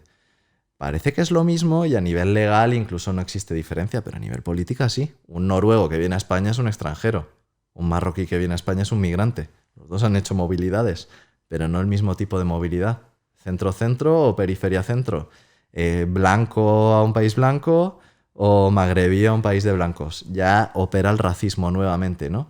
Entonces, esta extrema limitación que persiguen los estados a la movilidad con programas de migración temporal, como el caso alemán, busca poner freno a algo que es absolutamente esperable del ser humano, que es no solo que se mueva, sino que si se mueve intente hacer su vida si está cómodo y tener su familia y quedarse, ¿no? Eso es, cualquier persona lo haría. Hay muchos títulos de artículos y de investigaciones que me parecen muy relevantes en ese sentido para afinar con este mensaje. Uno, me acuerdo de un colega que había hablado sobre justamente los trabajadores marroquíes en Francia en el programa de migración temporal en la agricultura, que era wanted but not welcome, ¿no? O sea, como necesitados pero no bienvenidos. Y había otro informe de Médicos Sin Fronteras en Italia que se llamaba Volevamo braccia, vennero persone, ¿no? Como queríamos brazos y vinieron personas. Bueno, es que eso habla de la lógica según la cual seguían los programas, según la cual seguía la ley de migración, el pensamiento de Estado. Es decir, Sayad hablaba de que el migrante ideal para el Estado es un robot, un sistema de palancas y cadenas que tú puedas activar y haga las funciones que tú quieras, pero lamentablemente para el Estado los robots no migran, migran personas, entonces migran con sentimientos, con perspectivas, con aspiraciones, y eso es imposible de controlar, salvo que vivas en un Estado ultraautoritario estilo Corea del Norte, donde bueno, pues ahí probablemente sí que se controle. No entra nadie y no sale nadie tampoco, ¿no? Pero bueno, no creo que nadie lo considere una utopía. Claro. Moviéndonos suavemente al tema de la xenofobia, la política, la inmigración, vemos que muchos partidos políticos se han lucrado en base a todo este tema de las migraciones o la inmigración. Se han lucrado a base de crear una narrativa, de crear una historia en torno a esto. Si nos puedes hablar un poco más de esto que se ha gestado y cómo se ha ido creando. Claro. Mira, yo siempre digo que ha habido muchos fracasos, pero el gran fracaso del socialismo como ideología ha sido perder frente al nacionalismo. Es decir, esa idea de proletarios del mundo unidos ha fracasado. Los proletarios de España no consideran que los problemas de los proletarios de Francia sean idénticos a los suyos. Han acabado optando por defender los intereses de la burguesía española, oponiéndose a los intereses de la burguesía francesa, porque el nacionalismo es lo que tiene, ese aglutinamiento en torno a la patria nacional que te hace creer que el proyecto es común cuando no es común, ahí se beneficia una minoría, ¿no? Entonces, esto hace que nosotros percibamos este triunfo, ¿no? Hace que percibamos la solidaridad internacional por debajo del interés nacional. Es algo que desaparece de la perspectiva de las personas y los partidos políticos lo utilizan. Si los partidos políticos no fueran nacionalistas, cuando hay una crisis económica dirían, han sido los bancos, mira los bancos que nos han estado fastidiando, o mira estos defraudadores, o mira no sé qué. Ahí está quizás el problema por el que ahora no tenemos liquidez, por el que ahora no podemos afrontar esta crisis. Pero como saben que eso genera adeptos en determinadas capas ideológicas cada vez más minoritarias en la sociedad y no en el conjunto de la sociedad, muchos dicen, es que hay muchos migrantes. Entonces ahí tienes un chivo expiatorio perfecto, como lo era el judío en la Alemania nazi, el chivo expiatorio, como lo eran los tutsis en el genocidio ruandés para los hutus, pues hoy en día se azuza al migrante, y no todo migrante, sobre todo al migrante musulmán, como el gran miedo, el gran ladrón, el gran asaltador, sobre el que echar las culpas y del que sacar rédito. Y tristemente funciona. Si no funcionara, no se haría. Tendríamos partidos que propondrían expulsar a migrantes o crear centros de detención en países terceros, ¿no? Pero es que además lo triste es que esto no se limita solo a la extrema derecha, es transversal a los partidos socialdemócratas, y por eso al principio de esta entrevista hablaba de Dinamarca como un ejemplo, pero en un ejemplo que me gusta. Dinamarca es un país gobernado por la socialdemocracia que está pujando, entre los que más pujan, por adoptar el modelo Meloni, ¿no? De expulsar migrantes a terceros países donde no se respetan los derechos humanos. Entonces es un mero cálculo electoral que claro, uno como político me imagino que se sienta, incluso aún teniendo diferencias con esta ideología, se siente y dice, a ver, ¿de dónde rasco más votos? Hombre, igual si me pongo duro con la inmigración rasco más votos. Bueno, pues así funcionan los sistemas representativos, así que tengo que conseguir más votos, por lo tanto, pues hago un discurso un poco más duro con la inmigración, y así saco un rédito electoral más grande. Y el problema no es tanto que los políticos decidan hacer eso, porque si no lo hacen igual no sacan votos y no gobiernan, sino que la sociedad lo compre. Por eso hay que hacer mucha educación. Voy a empezar a lanzarte una serie de mitos y quiero que te pelees con ellos y vemos cómo de bueno poder llegar a ser. Los inmigrantes vienen a abusar y usar los beneficios sociales. vienen y nada más llegar les dan una paga, les dan una ayuda y es por ello que están viniendo. Y se ha marginalizado completamente al español y al inmigrante se le pone primero. Bueno, es que es tan ridículo que entiendo que me lo preguntes porque se dice, ¿no? Pero es tan ridículo que no sé ni por dónde empezar a desmontarlo. A ningún inmigrante se le da nada, al contrario, se le ponen trabas por todos lados. Mira, ¿sabes qué te diría? Más que responder en todo lo que contribuyen, usan menos la sanidad de lo que aportan, todos estos análisis que, como te digo, que son interesantes, pero tienen un punto de buenismo que me chirría. Que quien diga eso, que haga la experiencia. Ojo, si te dan tanto, porque vete a migrar a otro país. Migra a otro país y me dices, a ver qué tal. ¿Cómo es la experiencia? A ver si recibes más fondos. A ver Alemania. Migra a Alemania, ni siquiera te estoy diciendo que te vayas a un país donde las cosas estén más complicadas. Pruébalo y me dices, a ver, ya está, con eso ya se te desmonta todo. Es una tontería absoluta. El migrante, el mejor migrante, el más cómodo, tiene los mismos derechos que un español. El más cómodo. Y lamentablemente la mayoría no los tienen. Así que están peor. La inmigración es un fenómeno reciente. Bueno, ya lo he dicho antes, desde Lucy, ese primer homínido en Etiopía hasta ahora, creo que ha habido bastante movilidad que luego se ha convertido en migración.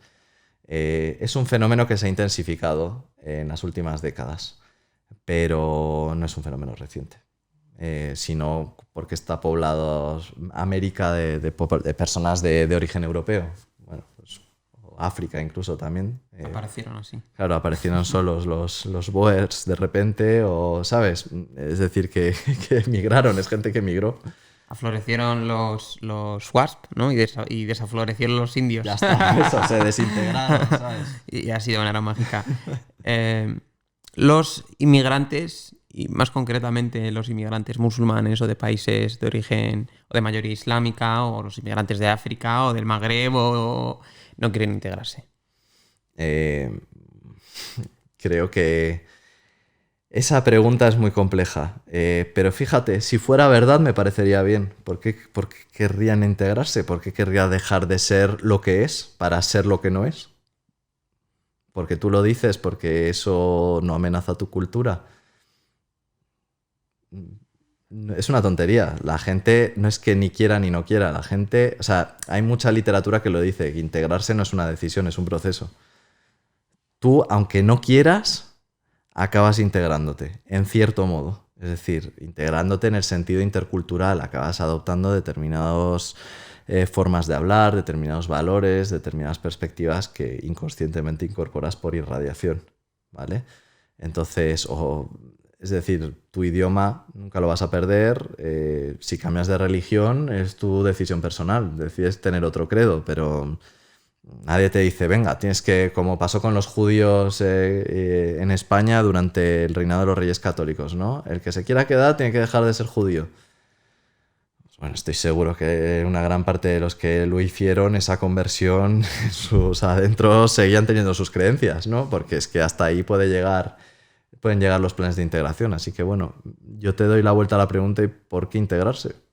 ¿Por qué no tener una diversidad cultural? ¿Y por qué no dejar que fluya? ¿Y por qué no dejar que cada uno sea quien quiera ser? Me parece muy interesante este acercamiento, porque algunos autores lo que hacen es tratar de abordarlo desde distintas perspectivas, ¿no? Cómo estos inmigrantes en distintos contextos, pues de distintos países, han tenido distintos desarrollos muy, muy dispares, ¿no? En algunos sitios pues han llegado a estar bastante bien posicionados, ya sea en política, en sectores como puede ser el médico, pero claro, me gusta cómo le has dado la vuelta. ¿Y por qué integrarse? ¿No? Parece que casi que estás blasfemando. Ha dicho que no se integren. Ha blasfemado. Castigadles. Parece algo así. Parece muy interesante. Y ahora voy a ir a el mito por excelencia, el mito que más resonado está, que es: los inmigrantes proporcionalmente, para ser justos, delinquen más que los nacionales. Esto muestra cómo traer inmigrantes aumenta la delincuencia, y esto lo vemos. Los marroquíes están delinquiendo un montón ahí en Barcelona, los latinos con el tema este de las bandas latinas.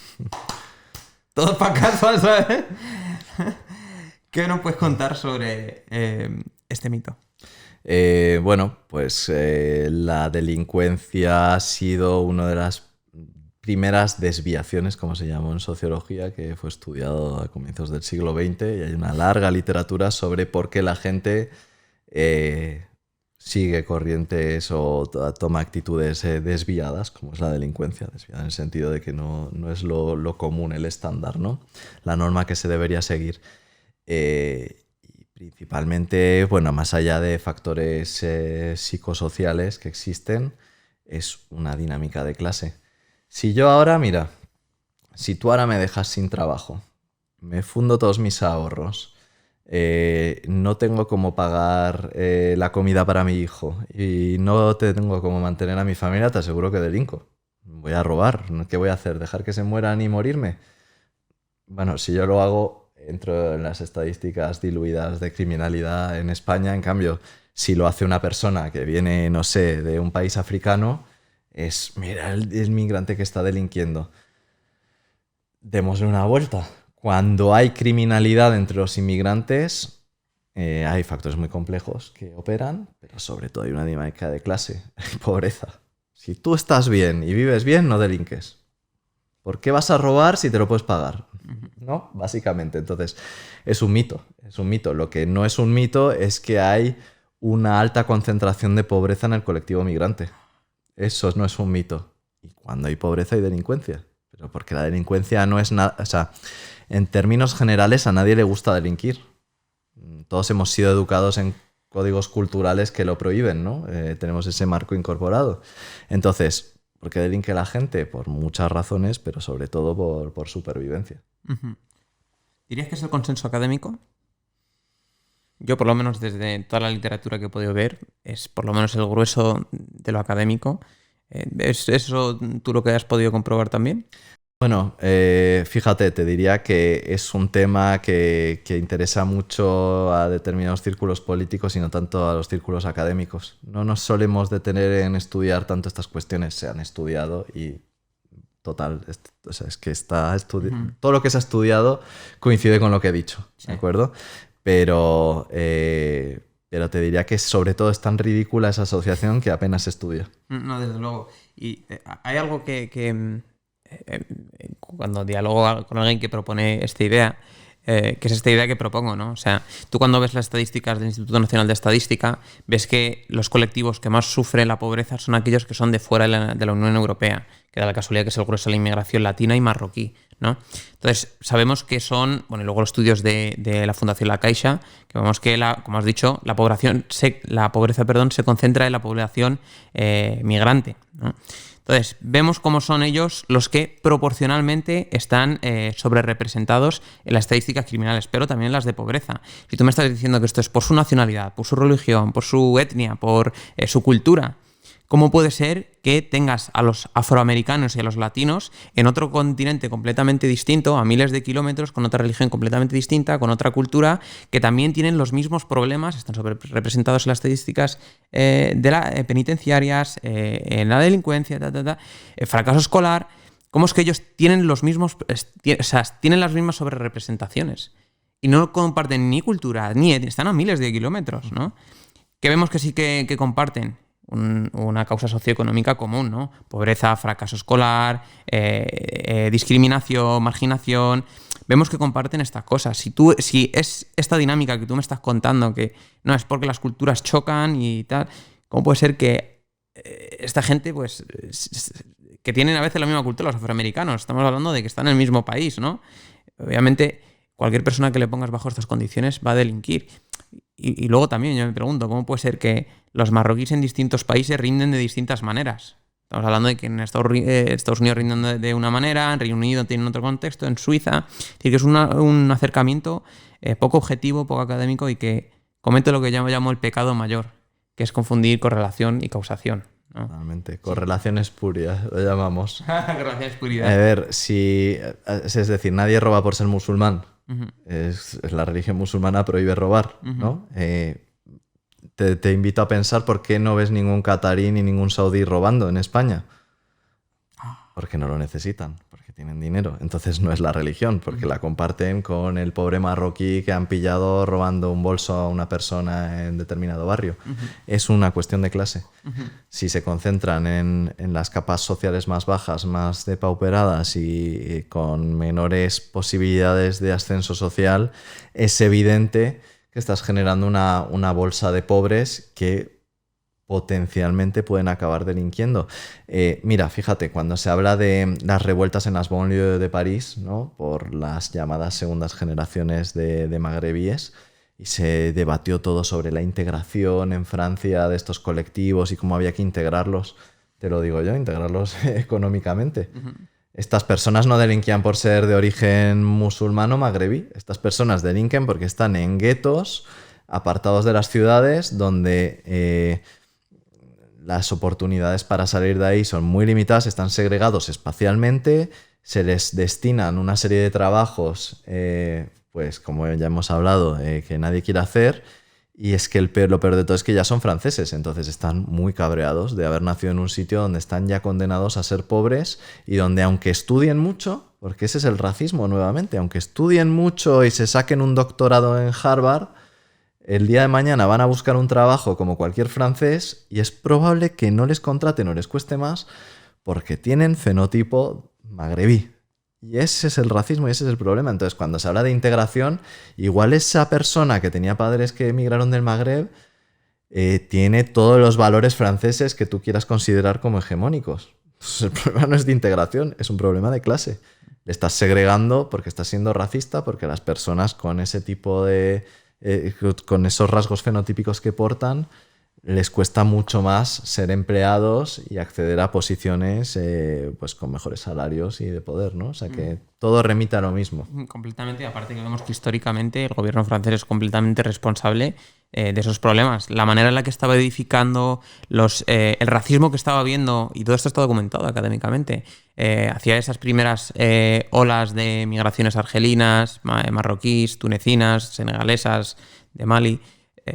Estamos viendo que el gobierno francés ya de primeras estaba haciendo la cosa mal. No puede ser ahora que le des la vuelta a la tortilla y digas, no, mira qué más se están comportando. No, perdona que te diga, has estado construyendo durante varias décadas un entorno socioeconómico donde les vas a hacer propensos a todo ese abanico de problemáticas que estamos viendo. Por otro lado, me parece una lectura muy errónea de los datos que hacen algunos voceros, que es la famosa estadística de la INE, ¿no? Mira, salen los inmigrantes proporcionalmente más sobrerepresentados que los nacionales, ¿no? Son 3 veces más propensos.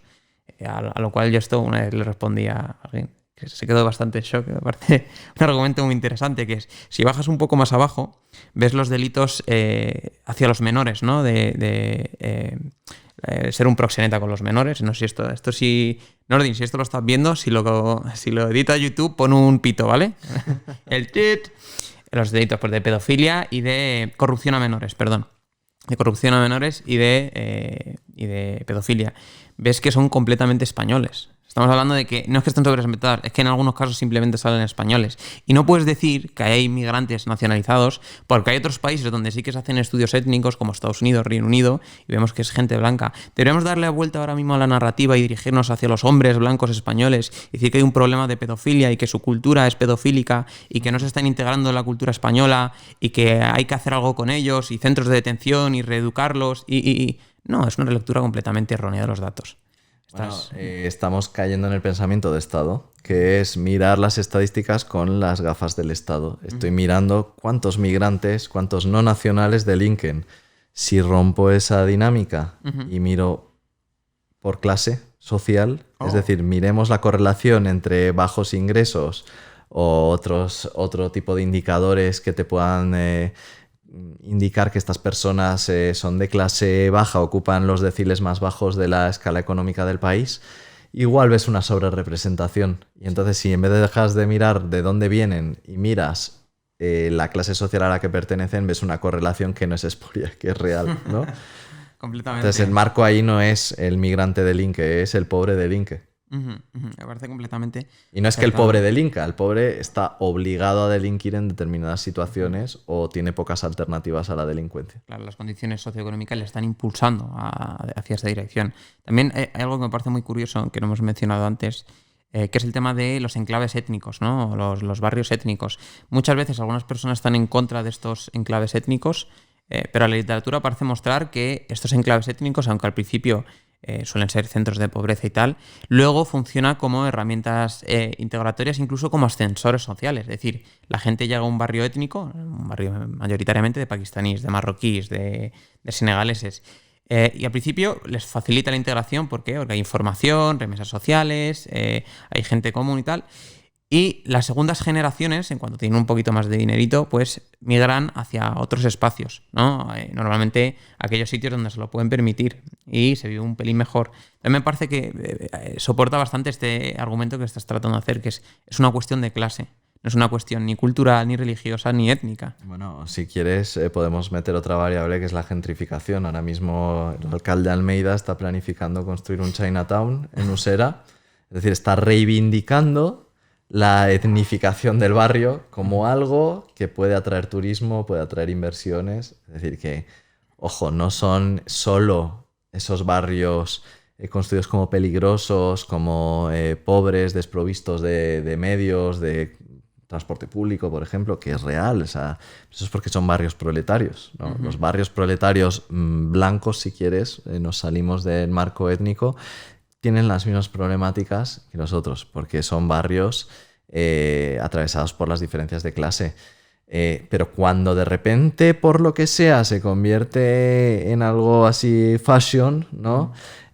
Se acaba reivindicando. Los barrios chinos ahora son un sitio donde la gente que hace turismo va a visitarlo, ¿no? Uh-huh. Claro, porque todo lo que rodea a China tiene un cierto halo, ¿ves? Esto lo decía Sayad, la posición jerárquica que ocupa el Estado del nacional, del que estamos hablando en concreto, dentro de la jerarquía del sistema mundo, le es asociada a esa misma persona. Si el Estado escala en la jerarquía del sistema mundo, la percepción social de ese migrante mejorará, y si cae, bajará. Entonces, si eres boliviano, eres muy mal visto porque es un país muy pobre. Si eres chino, pues igual eras mal visto en los 90 y empiezas a verte cada vez mejor, y de repente ir a Chinatown y comer de chino mola, y ya no es tan rechazable como rechazaría cualquier persona extrema derecha, ¿no?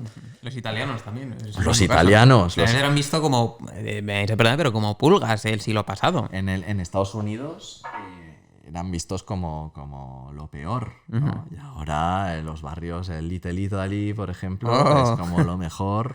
Ir a comerte una pasta y una pizza y a pasar el día ahí, ¿no? Sí. Claro, pues Italia era paupérrimo en la época, por eso enviaba migrantes por todo el mundo, y era como a estos pobres italianos que vienen aquí a quitarnos el trabajo y todo, ¿no? Los típicos discursos. Y ahora es como, oh, qué guay, el barrio italiano, vamos a él y después por la tarde nos vamos al barrio chino. Racismo nuevamente. Completamente. A veces me pregunto si es racismo o simplemente es aporofobia, es a veces miedo a los pobres. Sí. Bueno, es una aporofobia racista, ¿no? Hay una intersección, efectivamente.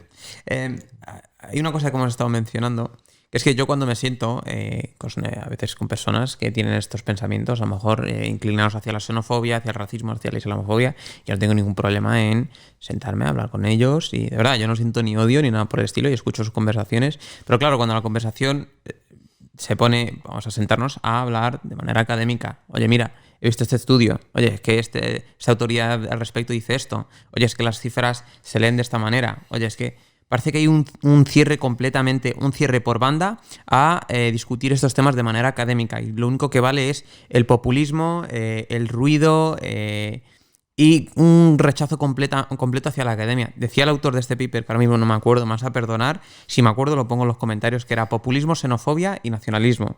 Que decía esto, como está comentando tú y yo detrás de las cámaras, que a los periodistas y a los académicos se les ve como una especie de cómplices. Y vosotros cómplices, yo ahora detrás de cámara te he pagado, es decir, que ha venido de manera completamente desinteresada, pero es como una parte de una agenda, la academia y la ciencia, que estéis a la mano de, no sé, los musulmanes o la izquierda o el wokismo, una especie de ente maligno que hace que vosotros seáis parte de esta dinámica. Entonces, yo creo que, por favor, si me puedes desenredar, ¿de dónde viene todo este rechazo hacia lo académico, no?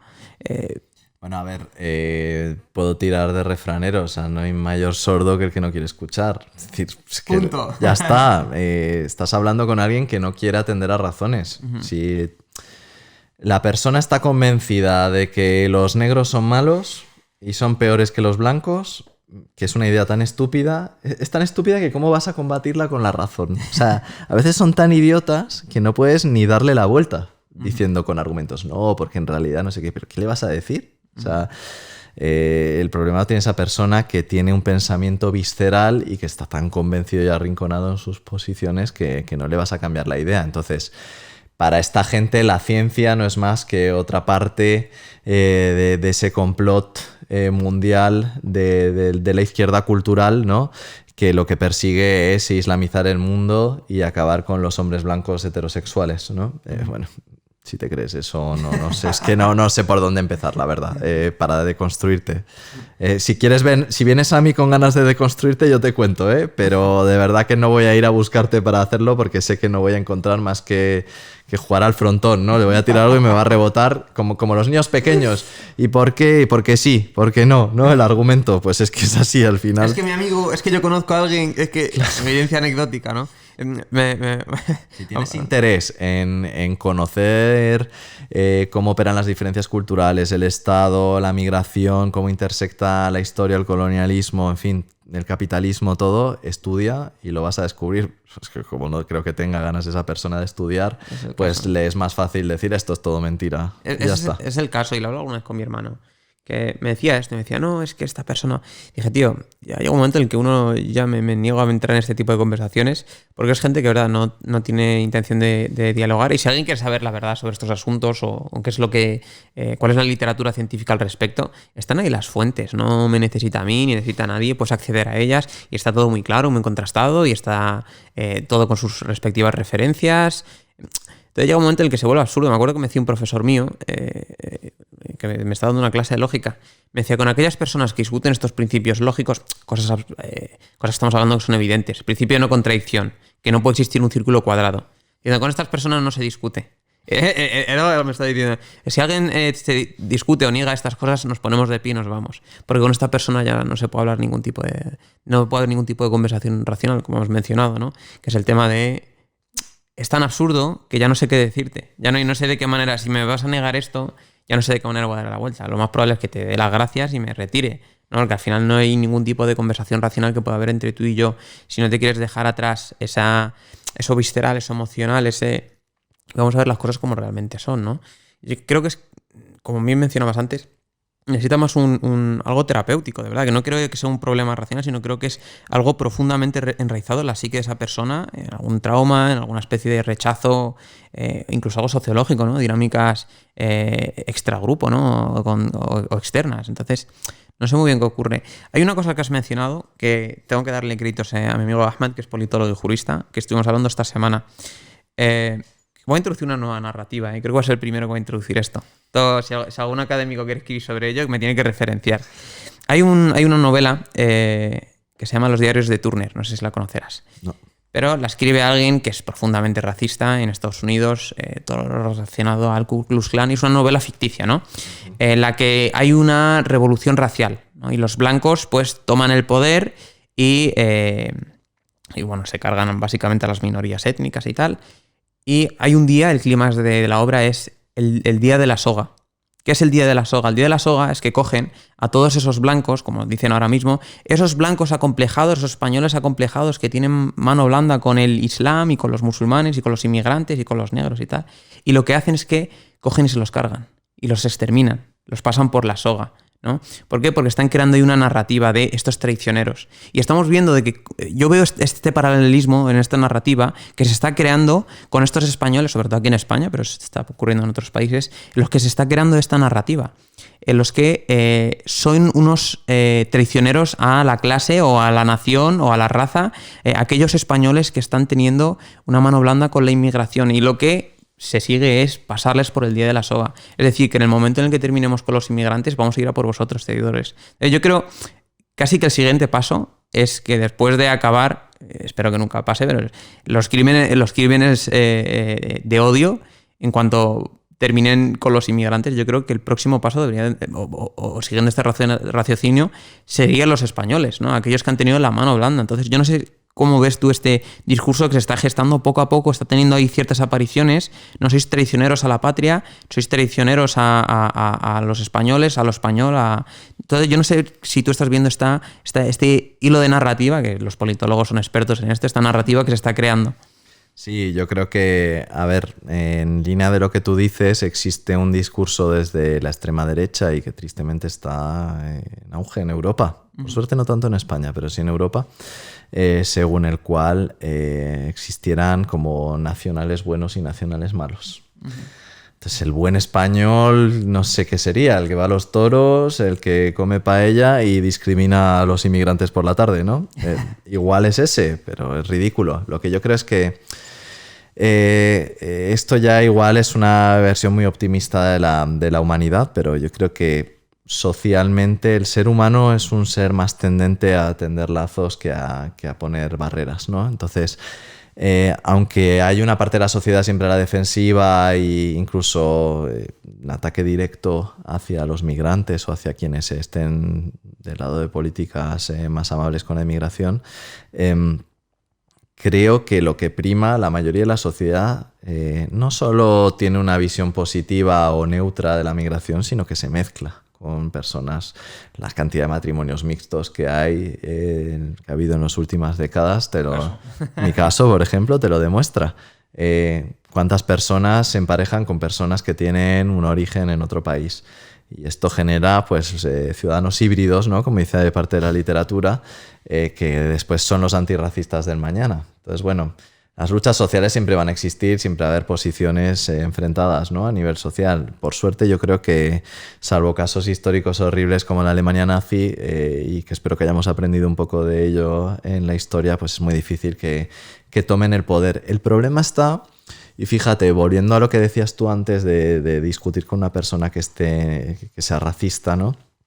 El problema se encuentra en el pensamiento de Estado, en la gente que igual no es racista, no rechaza deliberadamente al inmigrante, pero sí adopta el pensamiento de Estado sin saberlo, porque todos hemos sido formados por el Estado en una escuela organizada por el Estado que nos mete su marco en la mente, como decía Sayad, y por lo tanto no han deconstruido, no han racionalizado determinados postulados, y ahí con esas personas sí que puedes hablar, sí que puedes decirle, mira, sabes que igual estás viendo esto así, pues por ejemplo las estadísticas de delincuencia las estás viendo con la lente del Estado, estás viendo la diferencia entre nacionales, pero si miras con la lente de la clase social, de la composición, de la estratificación social, vas a ver otra cosa. Igual esa persona dice, pues mira, no lo había visto, y entonces rompes un poco con el mensaje racista.